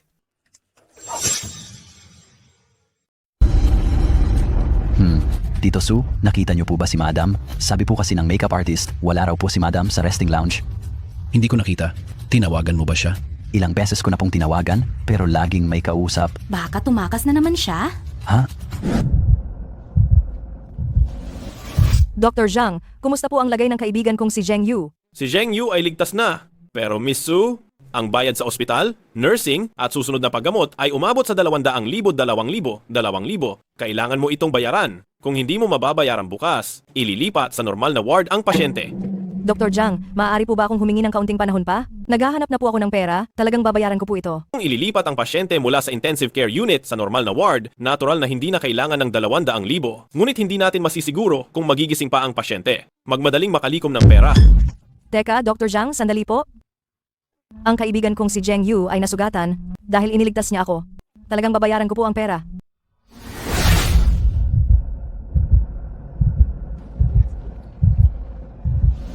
Ano ang gagawin ko? 200,000. Kailangan ko bang balikan at magmakaawa kay Xiao Yunting? Pero isa lang siyang ordinaryong manggagawa. Yanran? Ikaw nga ba iyan? Ang galing, sa wakas ay nakita na kita. Paumanhin, parang hindi kita kilala. Yanran, ako ang nanay mo. Noong umalis ako sa Jiangzhou, 3 taong gulang ka pa lang. Hindi ko inasahan na pagkatapos ng maraming taon, lumaki ka na at napakaganda mo na. Iniwan mo ako dito mag-isa noon. Ngayon, bakit ka pa babalik? Pinabayaan mo ako sa loob ng maraming taon. Alam mo ba kung paano ako nabuhay nitong mga nakaraang taon? Anak, Yanran, nagkamali si Mama? Patawarin mo si Mama. Sumama ka muna kay Mama pa uwi, pwede ba? Sige na. Sasama ako sa iyo pa uwi. Yanran, ito ang iyong Tito Bai, at ito ang kapatid mong si Xiaofei Bai. Ito si Yanran, di ba? Ay naku, napakagaling. Sa wakas, nagkasama-sama na rin tayong pamilya. Ma? Sino sila? Hindi nagtagal matapos akong umalis ng Jiangzhou, ikinasa ako agad sa kasal ng Tito Bai mo. Sa loob ng maraming taon, ikaw ang pangunahing dahilan ng aking pag-aalala. Ikaw lang talaga. Patuloy kitang hinanap-hanap. At ngayon lang ako bumalik sa Jiangcheng. Nakita na kita. Ang nangungunang pamilya sa Jiangzhou, si Qin Hao. Ang binata ng pamilya Qin ay kaibigan ng kapatid mo. Inimbitahan niya kami na pumunta rito sa Jiangcheng. At hindi ko inaasahan na talagang makikita ka namin dito sa Jiangcheng. Ganoon pala. Ma, may isang bagay na kailangan ko sanang humingi ng tulong sa'yo. Marami ka ng pinagdaanan sa loob ng maraming taon. Sabihin mo lang kung ano yan. Tutulungan ka ng Mama. May kaibigan akong nagngangalang Zheng Yu. Nasugatan siya dahil sa pagliligtas niya sa akin at naospital. So ngayon, kailangan niya ng 500,000 pesos para maligtas ang buhay niya. Ma, maaari mo ba akong pahiramin ng 500,000? Kapag balik kong ito, balak kong magtayo ng kumpanya sa Jiangsu. Kakaubos lang ng lahat ng ipon ko kanina. Ginamit ko sa pag-acquire ng kumpanya. Wala na akong gaanong pera ngayon. Ma, may nakita akong kotse. 2.5 milyon lang. Bakit ka pa bibili ng ganoong kamahal na kotse? Bili, huwag kang makikinig sa tatay mo. Halika, may P5 million dito sa card na ito. Pagkatapos mong bumili ng kotse, ang matitirang pera ay gagamitin mo bilang baon. Ay naku, bumili ka na? Sige na, bumili na. Ma, hindi ba't sabi mo wala kang pera? Paano ka nakakuha ng 5 million para kay Xiaofei Bai? Pangbili iyon ng kotse ni Xiaofei. Kapag bumili si Xiaofei ng kotse, ilalagay namin sa ilalim ng pangalan ng kumpanya. Maaari namin gamitin ang account ng kumpanya. Binigyan mo si Xiaofei Bai ng 5 million. Pero hindi ka man lang nagbigay ng 500,000 pesos na panggastos sa ospital. Si Zheng Yu ang nagligtas ng buhay ko. Ang buhay ko ba ay mas mababa pa sa 500,000? Su Yanran, ako ang tunay na anak ni Mama, samantalang ikaw ay isang palalabasing babae na aalis din balang araw. Gusto mo ipakilala kita kay Young Master Qin, magpakita ka bilang kabit niya? At kumita ka ng maraming pera. Bai Xiaofei, ate mo ako? Gusto mong maging kabit ako ni Qin Hao? Ma, sinaktan niya ako. Sabi ko na, huwag mo na siyang hanapin at ibalik dito. Ngayon, sinasaktan pa niya ako. Nangahas kang saktan si Xiaofei? Lumuhod ka sa harapan ko. Ma, pinag-utusan niya akong maging kabit ng iba, kaya sinaktan ko siya. Tama si Xiaofei. Hindi ko na sana ginawa na ibalik ka. Manatili kang nakaluhod dito, hanggang sa patawarin ka ni Xiaofei. Su Yanran, hindi ba gusto mong iligtas ang buhay aso ni Zheng Yu? Napaka-simple lang. Binigyan mo ako ng isang sampal kanina. Ngayon, ibabalik ko iyon. Isang sampal ay 10,000. Hayaang sampalin kita ng 50 beses. At maaari mo nang iligtas ang buhay aso ni Zheng Yu. Tigilan mo yan. Xiao Yunting, bakit ka nandito? Hindi ba nag-alala ako sa iyo? Huwag ka nang gumala kung walang dahilan. Sino ka? Anong ginagawa mo sa bahay namin? Su Yanran, kailan ko sinabi na tumayo ka? Lumuhod ka ngayon din. Isang sampal, 10,000? Sa tingin ko, makatuwiran ang presyo na ito. Kalkulahin mo ng maigi, ilang sampal ang naibigay ko sa iyo ngayon, at isasama ko ang lahat sa huli. Sino ka? Bakit mo sinasaktan si Xiaofei? Dito ay ang pamilya Bai. Ako ang asawa ni Su Yanran, si Xiao Yunting. Nag-asawa ka at hindi mo ako sinabihan? Paano kita sasabihan? Ma, Si Bai Xiaofei lang ang nasa isip mo. Gusto niya akong gawing kabit, pero pinapanigan mo pa rin siya. Hindi naman nagkamali si Xiaofei. Mas mabuting maging kabit ni Yang Master Qin kaysa magpakasal sa basurang ito. Si Su Yanran ay aking asawa. Hindi siya paninda para kumita kayo ng pera. Xiao Yunting, pinapayuhan kitang ibigay na si Su Yanran ng kusa. Kung hindi, sisiguraduhin kong hindi ka makakaapak sa Jiangcheng. Tingnan lang natin kung sino ang hindi makakaahon dito sa Jiangcheng. Hoy, ipahinto ang lahat ng proyekto ng pamilya Su sa Jiangcheng at bawiin ang pautang. Xiao Yunting, hindi ko alam kung saan ka humuhugot ng lakas ng loob para kalabanin kami. Sasabihin ko sa'yo, kilala ni Xiaofei ang nakababatang ginoo ng pamilya Qin. Tama, ang nakababatang ginoo ng pamilya Qin ay kapatid ko. Ang basura na tulad mo, sa paningin niya, ay parang langgam lang na madaling durugin. Sa isang tawag ko lang, mapapahinto na kita dito sa Jiangcheng at hindi ka na makakaahon pa. Xiao Yunting. Huwag kang mag-alala. Malapit nang ipahinto ang industriya ng pamilya Su. Humarap na kayo sa kamatayan, pero nagagawa mo pa ring magsalita ng ganyan. Sinasabi ko sa iyo, tinutulungan kami ni Young Master Qin. Sino ang maglalakas loob na ipahinto ang aming proyekto? Ang kaya mo lang talaga ay magyabang dito. Sinasabi ko sa iyo, ibigay mo sa akin si Su Yanran ng maayos, huwag mong hayaang mawala ang iyong asawa at magdusa ka pa rito. Hindi maganda ang balita. Tumawag ang pamilya Qin. Sinabi nilang may problema ang aming proyekto at pondo. Gusto nilang bawiin ang pondo at pananagutin pa kami. Ano? Ito. Bakit nangyayari ito? Ikaw ba? Hindi, imposible. Iyon ay ang pamilya Qin. Paano sila makikinig sa iyo? Ikaw ba talaga ang gumawa nito? Ang pamilya Qin ang nagpapahirap sa kanila. Ang proseso ng pagkuha ng kanilang kumpanya ay may problema na. Natuklasan ko lang ang mga problema. Mabuti pa umalis na tayo. Medyo pagod na ako. Sige, oo. Ano ang gusto mong kainin mamaya? Hindi kayo aalis. Su Yanran, ako ang nanay mo. Sige na. Hindi mo sinabi sa akin na ikaw ay magpapakasal, pero ang pera sa dote ay kailangan nating kalkulahin, hindi ba? Dote? Iniwan mo ako pagkatapos mo akong ipanganak? Hindi mo ako pinansin? Bakit kita bibigyan ng dote? Bakit? Dahil siya ang nanay mo. Kung wala siya, paano ka magkakaroon? Ikaw. Huwag mo silang pansinin. Mga taong sadyang mukhang pera. Sabihin mo, magkano ang kailangan mo? Gusto ko ng 10 milyong piso. Kung hindi, ipagsasabi ko ang tungkol dito na hindi lang kayo nagpakasal ng palihim, kundi nag-eskandalo pa kayo sa bahay ng magulang ko. Sige, narito ang 10 milyong piso. Kung marinig kong may mga chismis sa labas tungkol sa asawa ko, marami akong paraan para bawiin ang card.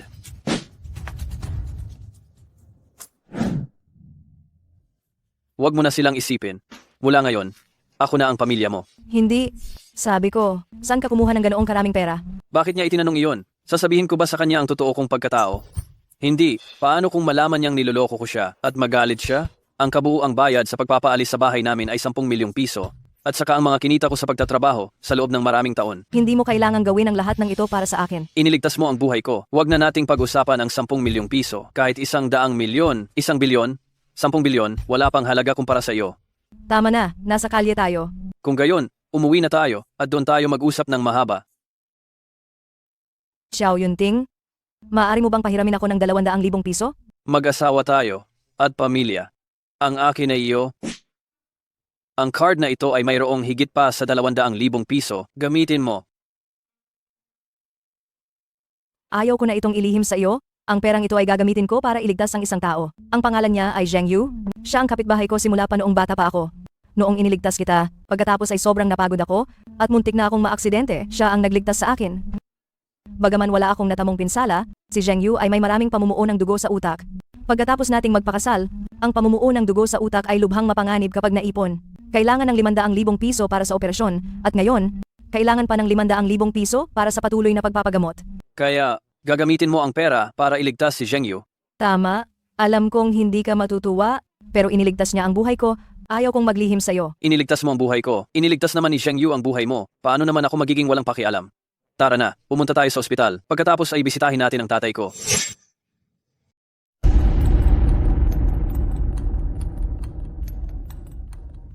Bai Xiaofei, bakit ngayon ka lang dumating? Ay, Hauge. Kasalanan lahat ni Su Yanran, ang pikang iyon. Walang galang. Si Su Yanran ay babaeng gusto ko. Ang biktima ko, ako lang ang pwedeng manakit sa kanya. Opo, Hauge. Si Su Yanran ay kasal na. Siya at ang lalaking iyon ay nagdulot pa ng gulo sa bahay namin kahapon. Noong aalis na sana ang pondo ng pamilya Qin, siya at ang lalaking iyon ay nasa bahay ko. Ano? Naglakas loob si Su Yanran na magpakasal? Ang babaeng gusto ko, naglakas loob siyang magpakasal. Hauge, ang lalaking iyon, hindi basta-basta ang kanyang lakas. Madali siyang makakapagbigay ng 10 milyong pambayad sa kasal at binugbog niya kaming lahat noong oras na iyon. Hauge, baka huwag na lang natin siyang guluhin. Mahirap bang guluhin? Tingnan ko nga sinong ulol ang naglakas loob humawak sa babaeng gusto ko, si Chin Hao. Hauge, ikaw nga talaga ang pinakabatang ginoo ng Jiangcheng. Hauge, inuman? Siyempre, dito sa Jiangsu, walang bagay na hindi ko makukuha. Ako si Qin Hao. Alamin mo nga ano ang pangalan ng lalaking iyon. Hauge, sa tingin ko, ang punto talaga ay si Su Yanran. Linlangin muna natin si Su Yanran at pagkatapos ay tingnan ang lalaking iyon na hindi makapagsalita dahil sa galit. Hindi ba mas nakakatuwa? Xiao Fei. Ikaw talaga ang magaling. Sige, linlangin si Su Yanran, ipauubaya ko na sa iyo ang bagay na ito. At tungkol sa amin, ang pamilya Qin, hindi kami aalis ng pondo. Tatawagan ko na ang aking lolo. Hauge, dahan-dahan. Maraming salamat, Hauge. Hauge, dahan-dahan.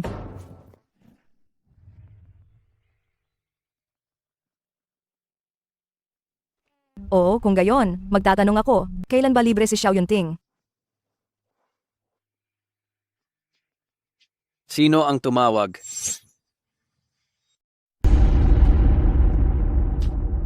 Kaninong tawag yan? Si Mama, sinabi niya na pumunta tayo mamayang gabi para sa hapunan ng pamilya. Mayroon akong kailangang asikasuhin bukas ng hapon. Sasabihin ko na lang sa kanila na hindi kami makakapunta. Masyadong mabait pa rin ang babaeng ito at umaasa pa rin siya sa mga taong iyon. Tingnan natin kung ano na naman ang pakana nila. Kung gayon, aayusin ko agad ang mga kailangan kong tapusin bukas at pagkatapos ay susunod ako sa iyo. Ikaw muna ang pumunta. Siguradong darating ako. Sige, uunahan ko na muna at hintayin kita. By Xiao Fei, niloko mo sina Su Yanran at Xiao Yunting para pumunta, para ipahiya sila ni Young Master Qin? Wala bang mangyayaring masama rito? Ito. Ma, huwag mo na masyadong isipin. Ang Xiao Yunting na ito ay isa lamang ordinaryong tao. Si Mr. Qin ay mula sa pamilya Qin. Hay, paano naman magkakaroon ng isang ordinaryong tao? Anong 10 milyong piso? Ikinababahala ko lang na may kung anong pinagmulan ang Xiao Yunting na ito. Sa ganitong paraan mo sila dinadaya, baka singiling kanila balang araw. Ma, ano ba ang dapat ipag-alala? Hindi na bale. Pagdating ni Su Yanran, magtatanong tayo. Ate, nandito ka na. Bakit mag-isa ka lang? Bakit hindi mo kasama si Xiao Yunting? Abala pa siya, mamaya pa siya darating. Ate, ano bang trabaho ni Xiao Yunting? By Xiao Fei, bakit bigla kang nagpakita ng ganitong kabaitan? Nais mo bang makipagkaibigan kay Xiao Yunting para makakuha ng mas maraming pera mula sa kanya? Hindi ko siya tinanong, pero iyon lang ang naipon niyang 10 milyong piso. Ate, ano bang uri ng tao ang tingin mo sa akin? Gusto ko lang itanong ang pinagmulan niya. Wala, ordinaryong manggagawa lang siya. Paano naman siya magkakaroon ng 10 milyong piso? Yanran, baka naman nagbibiro ka lang? Ma, ang 100 million na yan ay compensation money nila sa demolisyon. Ganoon pala. Nako, yan. Huwag mong sisihin si Mama. Ang kumpanya sa Jiangsu ay kinunan ng lahat ng ipon natin. Ang 100 million na yan ay ituring mo na lang na hiniram ni Mama. Kapag kumita na ang kumpanya, tiyak na babayaran kita. Tama. Ang perang iyon, tiyak na babayaran namin yan. Young Master Qin. So yan, matagal na tayong hindi nagkita. Kung tutuusin, naging senior mo pa ako. Matagal ko nang narinig ang Campus Bell Su ay napakaganda at kaakit-akit at talagang hindi nagkakamali ang sinasabi nila. Hindi kita kilala at wala talaga akong interes na makilala ka. Yan. Siya si Qin Hao, ang nakatatandang anak ng pamilya Qin. Alam niyang nandito ka, kaya sadyang kinalimutan niya ang maraming party para makarating lang talaga rito. Ate, itong si Qin Hao ay mas mahigit pa sa Xiao Yunting, milyon-milyong beses. Bukod pa riyan, hindi ba gusto mong ipagamot si Zheng Yu? Ang 200,000 para kay Young Master Qin ay maliit na halaga lang para sa isang kainan. May gagawin pa ako, mauuna na ako, kumain na lang kayo. Ang Miss Su ay mayroong ugali, nagugustuhan ko yan. Pero ngayong dumating ako, aalis ka na ba? Hindi mo ba ako iginagalang? Kinasal na ako. Malapit nang dumating ang asawa ko. Pinapayuhan kitang huwag ka nang mag-isip ng masama. Alam kong kasal ka na, ngunit ayos lang. Sa paningin ko, isa ka lang magandang laruan. Kapag nagsawa ako sa iyo, natural lang na ibabalik kita sa asawa mo. Linisin mo ang bibig mo. Yanran, naglakas loob kang buhusan si Young Master Qin? Hindi ka paluluhod ka agad at magsasorry kay Young Master Qin? Ayos lang. May ugali si eldest Miss Su. Gustong gusto ko iyan, may hamon. Napakalaki ng puso ni Young Master Qin. Pagdating ni Xiao Yunting mamaya, tiyak na magiging masunurin din siya at papayag na ibigay siya. By Xiao Fei, imposibleng mangyari yan. Alam ko kung sino ang asawa ko, hindi siya tulad mo, na asong naghahangad ng kapangyarihan at kayamanan. Su Yanran, Huwag mong isiping maliligtas ka ni Xiao Yunting, ang buong hotel na ito, sa loob at labas, ay puno ng mga tauhan ni Young Master Qin. Paano na? Kung pupunta si Xiao Yunting, malalagay siya sa alanganin. Pero kung hindi siya pupunta, paano naman ako makakatakas? Kailangan ko muna siyang abisuhan para makaisip siya ng paraan. Young Master Qin, gusto ni Su. Yan ran tawagan ang Xiao Yunting na iyon. Mabuti na lang at nadiskubre ko kaagad.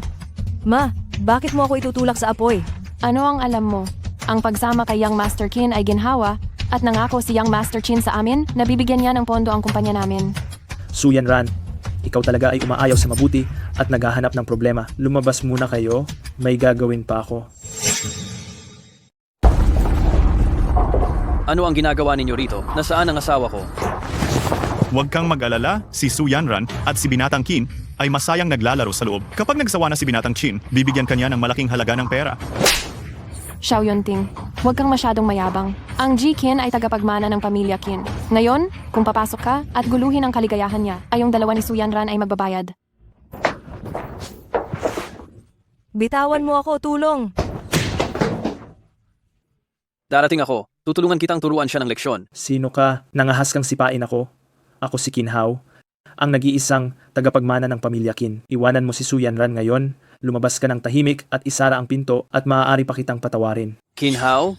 Hindi ko naririnig. May lakas loob kang saktan ako? Dahil binubuli mo ang asawa ko, kailangan mong magbayad ng nararapat mong bayaran. Yunting, ang restaurant na ito ay pag-aari ng pamilya Qin. Lahat sila ay tauhan nila. Ordinaryong empleyado lang tayo, kaya mas mainam na umalis na muna tayo. Ayos lang. Ngayon, tiyak na bibigyan ko sila ng leksyong hindi nila malilimutan habang buhay. Palibutan ng Qin Family Restaurant. Bitawan mo ako! Xiao Yunting, patay ka sa akin! Hindi ka patatawarin ni Young Master Qin. Su Yanran, tingnan mo ang sarili mo. Nakakita ka ng mabuting asawa, pero binubuli mo ang sarili mong pamilya. Bakit ko ba ipinanganak ang isang taksil na tulad mo? May mukha pa kayong tawaging pamilya ko? Ginagawa niyo ang lahat para sa pera? Para lang makisama sa may kapangyarihan at makalamang? Kaya niyong sirain ang sarili ninyong pamilya? May lakas pa kayo ng loob na sisihin ako? Ang pamilyang tulad ninyo, mas nanaisin ko pang wala na lang kayong pamilya. Dahil hindi pa rin nagbabago ang masasamang gawin ninyo, bali ng isang paa. Aray! Ma! Naparalisa ang paa ko, ma. Ina, alam na namin ang aming pagkakamali. Alam na namin ang aming pagkakamali. Kausapin mo ang manugang mo. Patawarin niyo na kami sa pagkakataong ito. Aalis na kami ngayon sa Jiangzhou. Aalis na kami ngayon. Yunting, itaboy na lang natin sila palabas ng Jiangcheng? Siya pa rin ang nagluwal sa akin na ina. Dahil nag-utos ang aking asawa, bibigyan ko kayo ng pagkakataong mabuhay. Mabuti. Aalis na kami ngayon. Xiao Yunting, wala akong pakialam kung ano ang pinagmulan mo, pero sa Jiangzhou, hindi lang ikaw ang nasusunod. Sinabi ko bang umalis ka na? Si Xiao Yunting, ako si Qin Hao, ang nag-iisang tagapagmana ng pamilya Qin. Maglalakas loob ka bang baliin din ang isa kong binti? Hindi lang ang isang binti mo ang babaliin ko. Gagawin ko ring hindi ka na makatayo habang buhay. Kapag binali mo ang dalawa kong binti, gagawin kong hindi ka na makagalaw sa Jiangzhou bukas. Kalad ka rin niyo siya palabas at siguraduhin ninyong hindi na siya makakatayo kailanman. Si Xiao Yunting, nababaliw ka na ba? Ako si Qin Hao, marami akong napakaraming pera. Hindi kaya gumanti siya sa iyo? Ayos lang. Huwag kang mag-alala. Umuwi na tayo.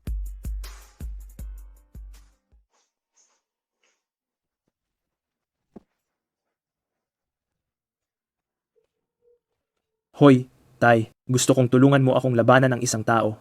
Manatili ka na lang sa ospital at huwag kang magpagalagala. Tay, yang si Xiao Yunting ay isang ordinaryong tao lang. Gusto ko siyang mamatay. Napakalinaw ng sinasabi ko. Itong si Xiao Yunting ay hindi natin pwedeng kalabanin. Tumahimik ka na lang. Imposible yan.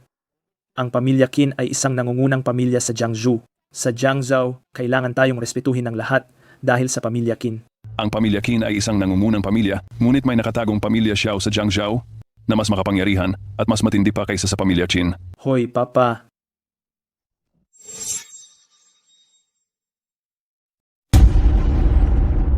Aalis na ako para magtrabaho. Magpakabait ka lang dito sa bahay. Huwag kang aalis. Sige, lilinisin ko lang ang sala. Mag-ingat ka sa daan. Kung sakaling naiinip ka, lumabas ka at mamili. Gamitin mo ang card na ibinigay ko sa'yo. Tawagan mo ako kung may problema.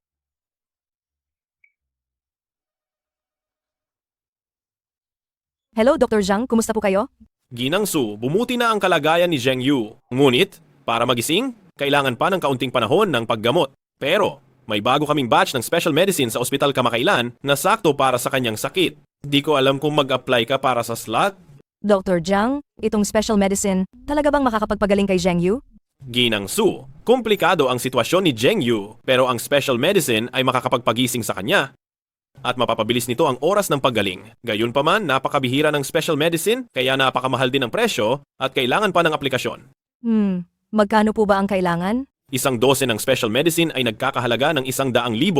Ayon sa kalagayan ni Zheng Yu, siguro kailangan niya ng 3 dose. Ibig sabihin, 300,000. Maaari ko kayong tulungan mag-apply, pero kailangan yung magdala ng cash, hindi pwedeng mag-card. Dr. Zhang, pakitulungan niyo po akong mag-apply muna. Kukuha po ako ng pera ngayon din.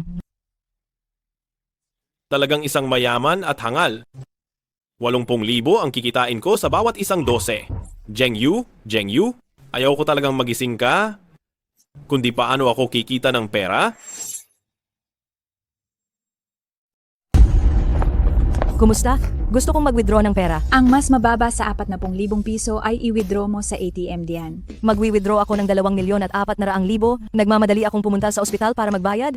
Pwede bang pabilisan mo? Ang halagang mas mataas sa 400,000 piso ay kailangang i-book muna, pumunta ka doon at pumili ng numero, iwanan mo ang iyong numero ng telepono, at aabisuhan ka namin sa pamamagitan ng text message pagdating ng oras. Talagang nagmamadali akong makuha ang pera para sa buhay ng tao? Maaari mo ba akong tulungan? Sa tingin mo ba, ikaw lang ang nagmamadali? Marami tayong tao dito. Kung tinulungan kita, hindi ko ba dapat tulungan ang iba? Ano ang mangyayari sa mga regulasyon at patakaran ng bangko? Mayroon bang paraan na hindi na kailangang mag-book? Mayroon naman. Kung ang deposito mo sa bangko ay lumampas sa 8 milyon, hindi mo na kailangang mag-book, at kung lumampas ito sa 40 milyon, pwede ka nang salubungin mismo ng manager, hindi mo na kailangan ng appointment. Hindi ko alam kung magkano ang laman ng card na ito. Maaari mo bang tingnan ang balanse para sa akin? Wala akong oras at saka wala namang marka ang card mo, halatang hindi ito regular na inilabas. Marami na akong nakitang katulad mo, magdadala lang ng kahit anong card at dadalhin dito para mag-aksaya lang ng oras namin, ni hindi man lang tumingin sa sarili, tingnan mo ang sarili mo. Bakit ganyan ka? Irereklamo kita. Ano nangyayari? Huwag mong istorbohin ng iba. Ako ang manager ng bangko dito. Bini-bini, kung patuloy kang gagawa ng ingay, tatawagin ko ng security guard. Direktor, naghihintay akong makuha ang pera para gamutin ang kaibigan ko sa ospital. Sabi sa akin nitong teller, kailangan ng maagang appointment para makakuha ng pera. Pinakiusapan ko siyang tingnan ang balanse ng card ko, pero hindi lang siya tumanggi, niinsulto pa niya ako. Direktor, sumusunod lang ako sa proseso. Tingnan mo siya, mukhang katulong. Hindi ba't nag-aaksaya lang yan ng oras ko? Miss, mahal na Binibini, maaari ko bang makita ang card mo? Ito po iyon. Hindi ko alam kung magkano ang laman, pero sigurado akong may pera. Nagdeposito ako ng pera sa bangko ninyo. Hindi ba pwedeng kumuha ng walang appointment? Ito ang Supreme Card na inilabas ng Jiangzhou Yunding Group. Sa buong Jiangzhou, 10 lang talaga ito. At maaari kang kumuha ng pera nang walang limitasyon sa anumang bangko. Ano po? Direktor, baka naman nagkakamali kayo? Ganito kamahal na card, paanong napunta sa kamay niya? Miss, saan mo nakuha ang card na ito? Nagtataka talaga ako. Hindi ikaw ang may-ari ng card na ito. Kung hindi mo ito ipapaliwanag na maayos, may dahilan ako maghinalang ninakaw mo ito. Bigay ito sa akin ng asawa ko. Tatawagan ko siya ngayon. Yunting, nasa bangko ako para mag-withdraw. Pero ayaw nila akong bigyan. At pinaghihinalaan pa talaga nila na ninakaw ko ang card. Paparating na ang asawa ko. Gusto ko humingi kayo ng tawad sa akin. Tigilan mo na ang pag-arte. Ngayon din, tingnan mo ang suot mo. Simple lang. Ang asawa mo, siguro'y isang ordinaryong empleyado lang. Baka nga ninakaw lang ng asawa mo ang card ng amo niya. Miss, wag. Ka munang umalis sa lobby. Hintayin mong dumating ang asawa mo at ipaliwanag ang pinagmulan ng card na ito. Hindi ako aalis. Naniniwala ako sa asawa ko. Anong nangyayari? Yan Ran, ano ang nangyari? Yunting, pinaghihinalaan nila na ninakaw namin ang card. Ikaw ba ang manager dito? Tama po, sir. Pakipaliwanag ang pinagmulan ng card na ito. Ako si Xiao Yunting. Aari mong tingnan ang card na ito, ang pagmamay-ari sa likod nito. Sandali lang po. Umaarte pa rin? Umamin na lang kayo ng maayos? Huwag ninyong isipin na makukuha nyo ang pera ng walang anumang hirap. Patawad, Mr. Xiao. Kasalanan namin ito. Taos puso po akong humihingi ng paumanhin sa inyo. Hindi ako ang dapat mong hinga ng tawad. Patawad, Mrs. Xiao. Kasalanan namin ito. Sige, ayusin ko na ang transaksyon ninyo. Ayos lang. Pwede na ba akong mag-withdraw ngayon? Siyempre, sumama po kayo sa akin. Baka nagkamali si manager. Imposibleng sa kanila ang card na iyan. Huwag po kayong magpabudol sa kanila. Mukhang kailangan pang mapabuti ang kalidad ng inyong mga empleyado sa bangko. Tanggal ka na sa trabaho. Direktor, hindi ka dapat magpaloko sa kanila. Natatakot lang akong mabubulagan ka ng mga taong ito. Hindi mo ko pwedeng tanggalin, Direktor. Pumunta ka na ngayon at ayusin ang iyong clearance. Pasensya na po talaga. Napahiya ko pa kayo. Huwag na sana itong mauulit. Yunting, sinabi nila kanina na itong card ay isang Supreme card. Bakit mayroon ka niyan? Iniligtas ko kasi ang isang malaking boss dati at para na rin makapagpasalamat siya sa akin. Kaya special niya itong ibinigay sa akin. Kaya pala. Gaano naman karami ang pera sa card na iyan? Mayroon itong 1,000,000 piso. Ipapasalamat kasi ang boss na ito sa akin, kaya special niya itong inilagay para sa akin. Isa pala itong regalo mula sa isang malaking tao. Hindi nakakagulat na mayroong Supreme Card ang binata na ito. Siguro hindi rin niya alam na Supreme Card ay inilabas ng Yunding Group at lahat ng gastos ay direktang ibabawas mula sa Yunding Group. Ginoong Xiao, sandali lang po kayo. Kukunin ko na ang pera. Yan Ran, bakit ka kukuha ng pera? Tumawag sa akin kanina ang ospital. Sabi nila kailangan ni Zheng Yu ng special na gamot, 100,000 piso bawat turok. Gusto ko siyang gumaling kaagad dahil siya ang nagligtas sa buhay ko. Ginang Xiao, ito ang 300,000 cash. Tapos na ang trabaho mo. Yunting, kung gayon, pupunta muna ako sa ospital. Sasama ako sa iyo. Dr. Zhang, narito ang 300,000. Bilisan mong bigyan ng gamot si Zheng Yu. Sige, huwag kang mag-alala, Miss Su. Ibibigay ko na agad sa kanya ang gamot. Teka, doktor, sa tuwing kailangan mo bang cash ang ibibigay niya? Hindi naman. Tulad ng bayad sa ospital at bayad sa operasyon, card ang ginagamit sa ospital para bayaran iyon. Pero ang gamot at bayad sa nursing, cash ang binibigay ko sa kanya. Bakit? May problema ba? Wala. Tatawag lang ako. Hello? Tingnan ninyo si Dr. Zhang sa ospital. At isang pasyenteng nagngangalang Zheng Yu. Miss Su, naibigay na kay Zheng Yu ang gamot. Bumuti na ang kondisyon niya. Gigising na siya sa loob ng ilang araw. Talaga? Salamat, Dr. Zhang. Maraming salamat sa iyo. Ay, tungkulin namin iyan. Huwag kang mag-alala, Miss Su. Gagawin namin ang lahat para magamot ang pasyente. May iba pa akong pasyente. Aalis muna ako para magtrabaho. Kumusta si Zheng Yu? Sabi ni Dr. Zhang, si Zheng Yu ay magigising na kaagad. Mabuti naman. Ang papa ko ay nagpapagaling din sa ospital na ito. Baka gusto mong bisitahin siya. Hindi pa ako handa at wala rin akong dalang regalo. Hindi mo kailangang maghanda. Alam niya na. Nandito na tayo sa ospital na ito. Kung ayaw mong pumunta, wag na lang. Sige, pumunta na tayo. Natatakot ako na magkaroon ng masamang impresyon sa akin si Tito Xiao. Ano man ang mangyari, hindi siya magkakaroon ng masamang impresyon sa iyo. Pa, dinala ko ang manugang mo para bisitahin ka. Tito Xiao, ako po si Yan Ran. Naparito si Yan Ran. Halika, umupo ka sa tabi ni Papa. Aba, bakit Tito pa rin ang tawag mo? Tawagin mo akong Pa, tulad ni Yunting. Matagal ko nang gusto kang makita. Hindi ka dinadala ni Yunting dito. Talagang hindi siya gumagalang.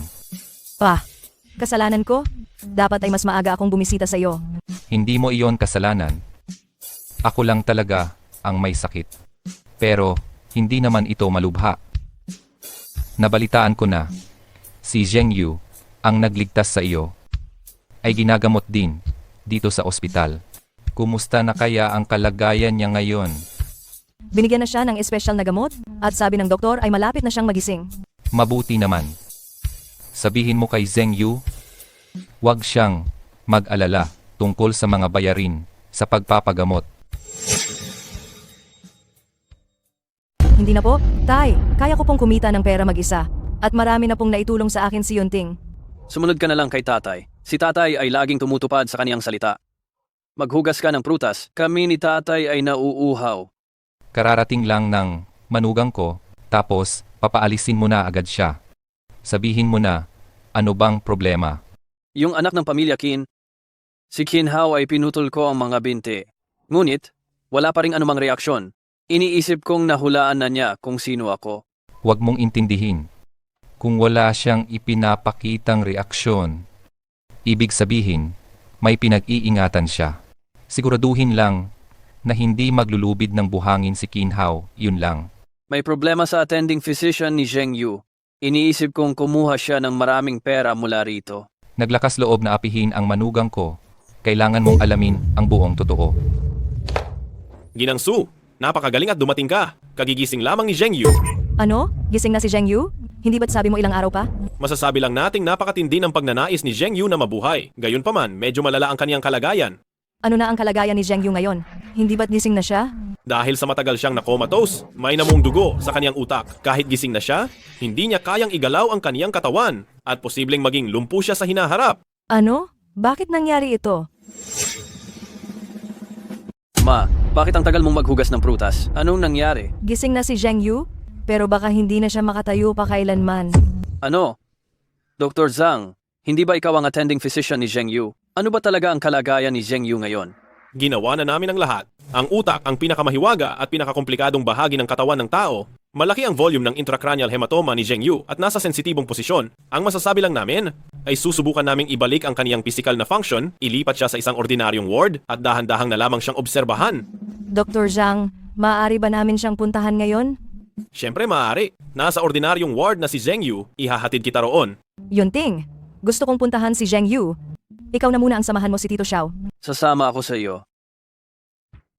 Binibining Su, hindi pa tinatanggap ni Zheng Yu ang kaniyang kalagayan, kakaalis lang niya sa akin kanina, pinapayuhan kitang, huwag ka munang pumasok. Dr. Zhang, hayaan mo akong pumasok. Kakausapin ko si Zheng Yu para makipagtulungan siya sa paggagamot.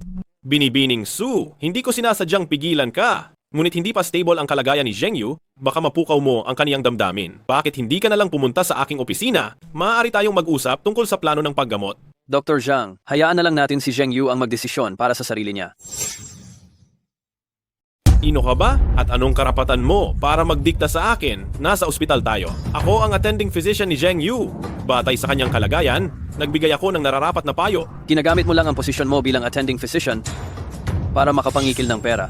Nagsisinungaling ka. Anong ebidensya mo? Tatawagin ko ang security para paalisin ka. Huwag kang tumakas, manatili ka dyan. Yanran, pumasok na tayo. Nandito tayo sa ospital? Wala sigurong magiging problema, di ba? Huwag kang mag-alala. Ang ganyang klase ng magnanakaw, tiyak na hindi sila maglalakas loob na magingay. Zheng Yu. Yanran, ang saya ko na nakita kita. Pakiramdam ko ang tagal ko ng tulog at nagising ako na makikita pa rin kita. Zheng Yu, sabi ng doktor, ang emosyon mo, hindi dapat magkaroon ng matinding pagbabago. Kamusta ang pakiramdam mo? Ayos lang. Maliban sa hindi ko magalaw ang katawan ko, maayos naman ang lahat. Kamusta ka nitong mga nakaraang araw? Sino itong? Siya si Xiao Yunting. Siya ang, Zheng Yu, kumusta? Kinasal na kami ni Yanran. Kahit na matapang ang panlabas na anyo ni Yanran, ang totoo, mahina ang kanyang kalooban. Sana, aalagaan mo siya ng maayos. Aalagaan ko siya, huwag kang mag-alala. Ang tagal ko na sa ospital. Siguradong maraming pera na ang nagastos, di ba? Mabuti pa, umuwi na ako. Pero hindi pa ganap na gumagaling ang katawan mo at marami pang bagong plano ng paggamot. Gising na ako? Ang iba pang maliliit na problema ay maaayos na lang habang nagpapagaling sa bahay. Napakamahal dito. Mas mabuting magtipid. Huwag kang mag-alala tungkol sa pera. Hindi mo na kailangan pang isipin iyan. Ayoko lang na magkaroon ng utang sa inyo. Ako ang may utang sa'yo? Kung hindi dahil sa pagliligtas mo sa akin, hindi ka sana nagkaroon ng ganyang kalalang sugat. Aba, nagtataka ako, nasaan na ang tao? Ay, gising na pala si Zheng. Pa, bakit po kayo nandito? Siya po ang tatay ni Xiao Yunting. Magandang hapon po, Mr. Xiao. O Zheng, nabanggit na sa akin ni Yanran. Huwag kang mag-alala at magpagaling ka lang. Nakipag-ugnayan ako sa ilang eksperto para bumuo sila ng plano sa paggamot at siguradong gagaling ka. Salamat po, Mr. Xiao. Naabala ko pa po kayo. Dapat kami ang magpasalamat sa iyo kung hindi mo niligtas si Yanran. Mawawalan ang pamilya Xiao ng isang mabuting manugang. Ahaha. Pa, huwag niyo naman pong sabihin yan. Si Yunting po ang nag-alaga sa akin. Sige na, kailangan pa ni Zheng na magpahinga. Istorbo lang tayo dito. Zheng, magpahinga ka ng mabuti. Dadalawin kita palagi. Sige. Makikipagtulungan ako sa paggamot. Ma, hindi pa sumisikat ang araw. Nagsisimula ka ng maghanda ng almusal. Magpahinga ka muna. Hindi ako pagod. Kailangan ko ring dalhan ng almusal si Tito Xiao at si Zheng Yu maya-maya. May almusal sa ospital. At saka, ang tatay ko, naasikaso ni Xiao Bin. Huwag kang mag-alala. May kailangan si Xiao Bin sa tatay ko, kaya siguradong maingat siyang mag-aalaga. Ang almusal sa ospital? Hindi naman masarap kaysa sa niluto ko, di ba? Regalo ko ito. Ang luto ng asawa ko ang pinakamasarap. Tiyak na magugustuhan ito ni tatay.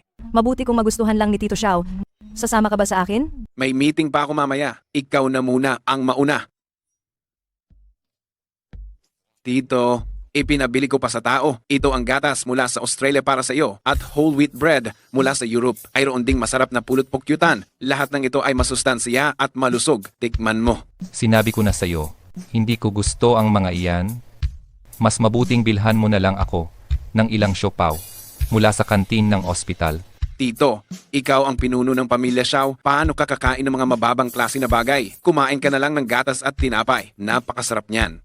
Xiao Bin, ilang beses ko bang sasabihin sa iyo, huwag mong isipin na dahil sa iyong pinagmulan ay mas mataas ka na kaysa sa iba? Kung magpapatuloy ka sa ganyan, maaga o huli ay magdudulot ka ng gulo. Aray, kailangan mong magpakumbaba. Naiintindihan mo ba? Itong matandang yan. Ikaw lang ang magpa-low profile pero hindi mo kami pinapayagang mag-high profile? Ang pangalan ng pamilyang Xiao sa labas? Walang silbi? Lahat yan dahil sa matandang yan. Alam ko na yan, Tito. Hindi na ako uulit sa susunod. Sige, bibilhan kita ng siopaw. Ay, wag na. Wag na. Anong oras na ba ngayon? Matagal nang nabenta ang siopaw. Pupunta muna ako sa banyo. Hello, ikaw ba si Xiao Bin? Nasaan si Papa? Sino ka? Kilala mo ba ako? Teka, bakit mo tinatawag na Papa ang tito ko? Tingnan mo itong mukha mong mukhang mahirap. Baka gusto mo lang bulahin ang tito ko para agad kang yumaman? Hindi, nagdala ako ng agahan. Ito ang agahan na ginawa ko mismo kaninang umaga. Para sa akin, gusto mo lang maging parang isang manok na nagiging phoenix. Agahan, dalhin mo rito. Tingnan ko. Baka may lason o sleeping pill yan. Anong ginagawa mo sa akin? Ginawa ko ito para kainin ni Papa, hindi para sa'yo. Kukunin ko ang siopaw mo. Tingnan natin kung paano mo pamaakit ang tito ko. Ikaw, ibalik mo agad sa akin yan. Ito ang veggie siopaw na ginawa ko para kay Papa. Veggie siopaw lang ah. Kunin mo yang mamahalin kong gatas at tinapay. At umalis ka na. Anong ingay yan sa umaga? Ay, yan Ran, nandito ka. Halika, dali, umupo ka. Tiyo, itong babae, hindi ko alam kung saan bigla ang sumulpot. Pagkapasok pa lang ay napaka-arogante na. Sinabing hinahanap ka niya at may dala pa siyang almusal. Pakiramdam ko, may problema sa almusal, kaya tinikman ko lang tapos para siyang nabaliw. Nagsisinungaling ka? Ikaw ang kumuha ng almusal ko? Sabi mong uubusin mo ang lahat ng siopaw, tapos ayaw mo pa sa siopaw.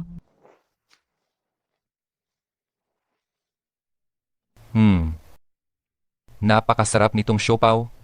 Punong-puno ng lasa ng gulay. At sakto, ang alat. Yanan, ikaw ba ang nagluto nito? Ang galing mo namang magluto. Opo pa, tinanong ko ang tungkol sa sakit mo. Sinabi nilang bawal ka sa mamantika at karne, kaya naghanda ako ng ilang vegetarian siopaw. Mabuti na lang at nagustuhan mo?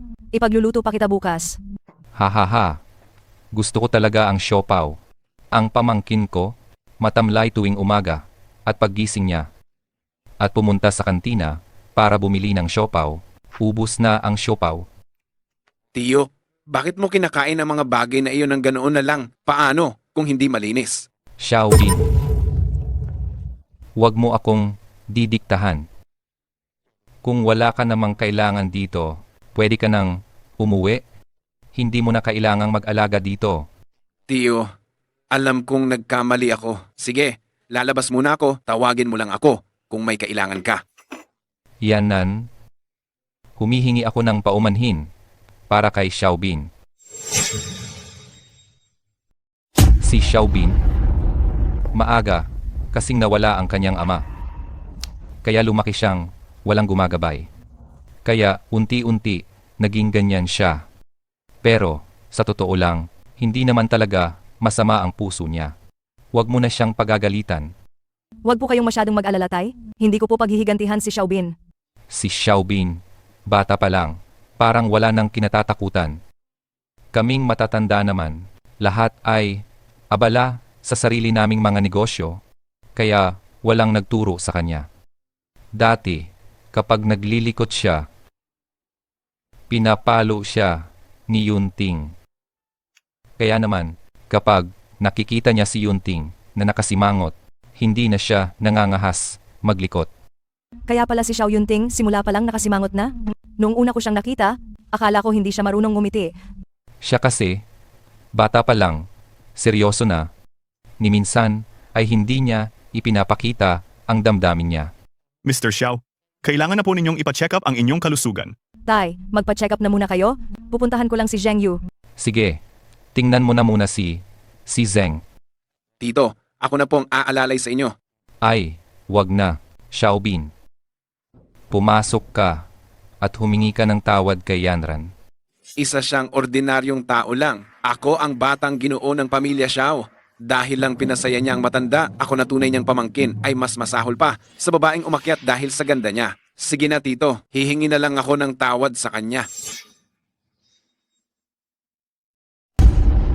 Pinapunta ako ng tito ko rito para mag-sorry sa iyo. Sa tingin mo karapat dapat ka ba? Hindi ko kailangan ng sorry mo. Padadaanin mo ako, aalis na ako. Bakit ka nagmamadali? Isa ka lang namang babae na umaasa sa ganda mo para pasiyahin ang tito ko. Ako rin, mayaman ako. Kung aalagaan mo ako at pasisiyahin, maaari rin kitang bigyan ng benepisyo. Xiaobin, asawa ako ni Xiao Yunting. Ano bang pinagsasabi mo? Ano? Asawa pala siya ni Xiao Yunting? Hindi maaari. Si Xiao Yunting ay tagapagmana ng pamilya. Ang kasal niya ay napakalaking bagay. Paanong walang kaunting balita ang pamilya? Siguradong pinatakot niya lang ako. Sa tingin mo, maniniwala ako? Paano magpapakasal si Xiao Yunting sa isang ordinaryong tao na tulad mo? Para ka lang namang isang magandang dekorasyon. Kung kinalaban mo ako, sisiguraduhin kong magdudusa ka. Paparating na si Xiao Yunting mamaya. May napakahalaga siyang meeting ngayon. Hindi siya makakarating, huwag mo nang lokohin ang sarili mo. Baliw ka, naglakas loob kang kagatin ako. Tigilan mo. Kuya, bakit ka nandito? Hindi ba nagbi-meeting ka? Tumahimik ka. Mamaya nakita sisingilin. Ayos ka lang ba? Ayos lang. Gas-gas lang ito. Magpapagamot lang ako. Magpahilot ka sa nurse. May pag-uusapan kami ni Xiaobin. Kuya, alam ko na ang mali ko. Hindi ko alam na siya ang hipag ko. Alam ko na talagang nagkamali ako. Xiaobin, mula ngayon, ikaw ang magbabantay sa Ancestral Hall ng pamilya. Kuya, hindi. Hindi ako pwedeng magbantay sa Ancestral Hall. Doon, ilang beses lang akong makakakita ng tao sa isang taon. Mababaliw ako kung mananatili ako doon. Mga tauhan, dalhin siya pabalik, ikulong siya. Hipag, pakiusap, iligtas mo ako. Alam ko na talagang nagkamali ako. Anong nangyayari? Saan kayo pupunta? Paano kita maililigtas? Hipag, ikukulong ako ng kuya ko sa Ancestral Hall. Ang lugar na iyon, liban sa pag-aalay sa mga ninuno, wala talagang pupunta. Hipag, pakiusapan mo si kuya. Hayaang patawarin niya ako sa pagkakataong ito. Sige, tutulungan kita. Pero hindi ko masiguro kung papayag siya, ha? Salamat, Hipag. Honey, si Xiaobin ay tila umiiyak ng husto sa labas. Alam na niya siguro na nagkamali siya. Tingnan mo, maaari bang patawarin mo na siya sa pagkakataong ito? Masyado kang mabait, mahal.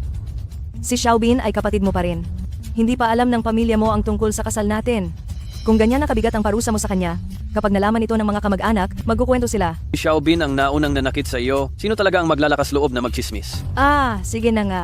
Wala lang iyon, nasugatan lang ang kamay ko. Bakit nakaluhod si Xiaobin sa pintuan? May ginawa ba siyang kalokohan? Nang pumasok ako, nasugatan ang kamay ni Su Yanran at gusto pa siyang saktan ni Xiaobin. Ano? Sabihin mo sa kanyang pumasok dito. Tito, kuya, ate, alam ko na talaga ang pagkakamali ko. Babalik na ako at magminilay-nilay. Sinisiguro ko na hindi na ako lalabas para gumawa ng masamang gawa. Hiling ko lang sa inyo ng buong puso. Huwag ninyo akong ikulong sa Ancestral Hall. Mababaliw talaga ako. Ano?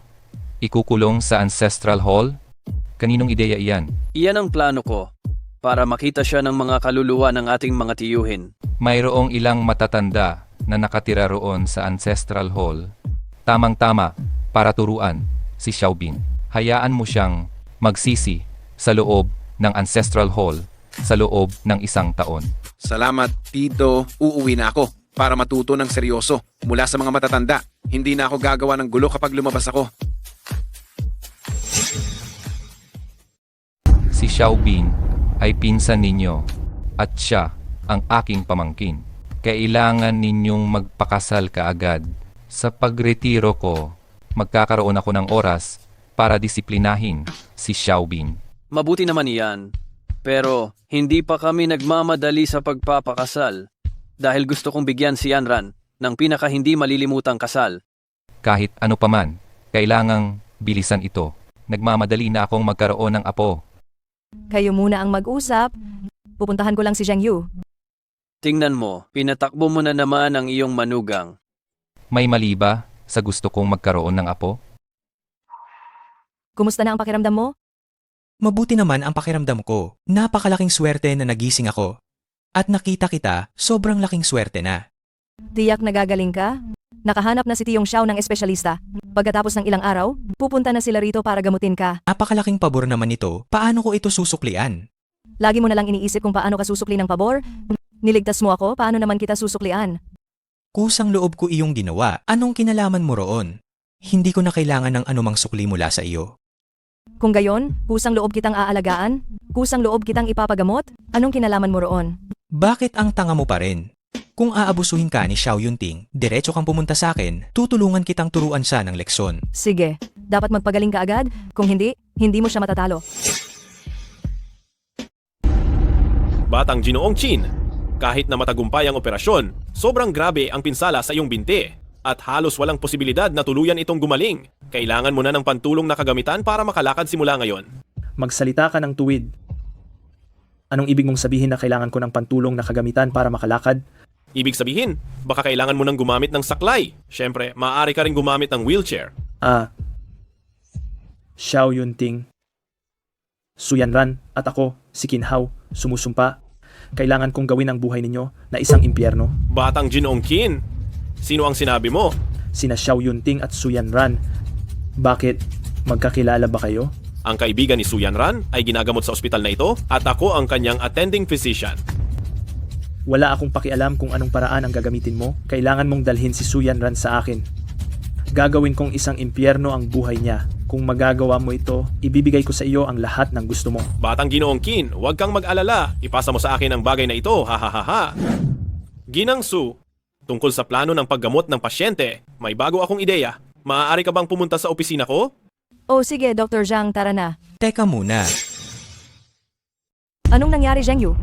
Kakausapin namin ni Dr. Zhang ang tungkol sa iyong treatment plan para mas mabilis kang gumaling. Bakit ka ganyan? Tama si Ginang Su. Kailangan nating hanapin ang pinakamahusay na plano sa paggamot para gumaling ka. Hindi ba? Nagtataka lang ako. Anong klaseng treatment plan ba iyan? Ako, ang pasyente. Hindi ko man lang maririnig? Tama, Dr. Zhang. Bakit hindi? Dalhin mo na lang dito ang plano. Tingnan nating lahat. Litseng Zheng Yu. Kung sa pilitan kong aalisin si Su Yanran, masisira ang reputasyon ko sa huli. Pero kung babalik lang ako, hindi ako palalampasin ng batang amo ng pamilya Qin. Sige na, sumasama na lang ako sa batang amo ng pamilya Qin. Su Yanran, sumama ka na lang sa akin ng maayos para hindi ka na mahirapan pa. Kung hindi, hindi na ako magiging mabait sa iyo.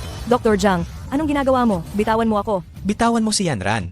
Ikaw, Zhang, humahanap ka ng kamatayan. Su Yanran, pinapayuhan kitang kumalma, kundi baka masaktan ko ang pasyente, anong gagawin ko? Hindi, Dr. Zhang. Ikaw ay isang doktor? Bakit mo ginagawa ito sa pasyente? Kung may sisisihin, sinisisi mo ang sarili mo dahil sa ginagalit mo ang batang amo ng pamilya Qin. Hindi ko kayang galitin si Batang Qin. Kung ibibigay lang kita kay Batang Qin, magiging maganda na ang buhay ko habang buhay. Qin Hao? Si Qin Hao ba ang nagpapadala sa'yo? Oo, yan ang binatang pamilya Qin. Ngayon, kahit ayaw mo, kailangan mo pa ring sumama. Kung alam mo lang ang ginagawa mo, magpakabait ka ngayon, igapos mo ang iyong sarili, at sumama sa akin upang makita si binatang Qin. Kung hindi, kukunin ko ang buhay ni Zheng Yu. Pumapayag ako? Huwag mo lang saktan si Zheng Yu. Yanran, tumakas ka na. Huwag mo kong alalahanin. Hindi niya ako kayang galawin. Zheng Yu, nakita mo ba? Isa ka lang walang kuwenta.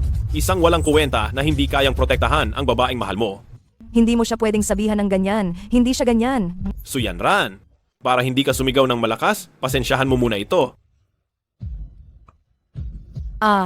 Zheng Yu, hindi ka walang kuwenta. Si Yanran ay katabi mo, ngunit kinuha siya. Kailangan mong gumalaw, kailangan mo siyang iligtas. Kailangan mong gumalaw. Gumalaw! Yeah!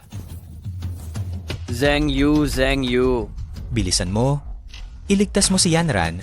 Kinuha si Yanran ng Dr. Zhang na iyon. Sabi niya ay binatang pamilya Qin daw. Ano? Kinhao. Si Kinhao na naman. Aalalayan muna kita tumayo. Kinshao, si Suyanran, dinala ko na sa iyo. Suyanran, sa wakas, nahuli rin kita. Ano, may sasagip pa ba sa iyo ngayon? Sisiguraduhin kong magdudurusa ka ng labis at gagamitin kitang panakot kay Xiao Yunting. Tingnan natin kung magpapakamatay si Xiao Yunting para sa iyo, isang babaeng walang halaga. Anong isinaksak mo sa bibig niya? Natakot ako na sumigaw siya ng malakas sa daan, kaya siniksikan ko siya. Disk, Chinhao, tigilan mo na ang pag-iilusyon. Kahit mamatay pa ako, hindi kita hahayaang magtagumpay. Nandito si Dr. Zhang, kahit gusto mong mamatay, hindi mo magagawa. At ang kaibigan mong lumpo, pati na ang pamilya mo, huwag kang mag-alala, wala akong palalampasin ni isa. Sa huli, isasama ko kayo ni Xiao Yunting. Kinhao, nagpapahanap ka ng kamatayan. Huwag kang lumapit. Huwag kang lumapit. Kung lalapit ka pa, ako ay... Ikaw na nagtatago sa likod ng masama. Mamaya na kita aayusin. Ang binti ko, aray. Ang binti ko. Xiao Yunting, natalo na naman ako, pero ayos lang, hindi ako susuko. Wala kang magagawa sa akin. Patuloy kitang guguluhin. Gusto kong ang mga kamag-anak, pamilya at kaibigan mo ay laging mag-alala na baka dakpin ko sila. Chinhao, sobra mong tinatansya ang pamilyang Qin at minamaliit mo si Xiao Yunting. Hoy, magpadala ng tao para hanapin ang lahat ng kriminal na gawain ng pamilyang Qin sa nakalipas na mga taon. Bilihin ang lahat ng ari-arian ng pamilyang Qin sa pinakamatagal mamayang gabi. Ayokong makita ang anumang negosyo ng pamilyang Qin sa Jiangzhou. Ang hangin mo naman, inakala mo bang gawa sa papel lang ang pamilyang Qin? Mahal, kaya mo ba? Huwag kang mag-alala. Simula ngayon, magigiba ang pamilyang Qin. Ang mga tulad ni Chinhao na lumalabag sa batas ay mananatili sa kulungan habang buhay. Alam kong miyembro ka ng pamilyang Xiao, pero ano ngayon? Natatakot sa iyo ang mga matatanda, pero hindi ako takot sa iyo. Suwail, gumawa ka na naman ba ng gulo sa pamilyang Xiao? Kakaimbita lang sa lolo mo, tapos na ang pamilyang Qin dahil sa iyo? Suwail ka? Ano? Paanong nangyari iyon? World-renowned figure ang lolo ko. Ikaw ba ang may gawa? Hoy, Qin family head, ang pagkakaroon ng pamilyang Qin ng anak na tulad ni Chinhao ay talagang kamalasan ng inyong pamilya. Akala ko hindi na kita makikita pa. Habang nandito ako, hindi kita hahayaang magdusa kahit katiting. Anong ginagawa mo? Nagsusulat ng imbitasyon para sa kasal. Gagawa ako ng kasal para sa iyo. Bilisan mo at subukan mo ang wedding dress. Ang daming abala sa pag-oorganisa ng kasal. Total kasal na tayo sa papel? Pwede bang huwag na tayong magkasal? Hindi pwede. Dapat nating gawin ito. At dapat ang grande. Bilisan mo at subukan ang wedding dress. Tingnan mo kung kasya. Ang dominanteng lalaking ito. Ayoko nang mag-abala pa. Kung hindi ka pumayag, tatakas na lang ako sa kasal.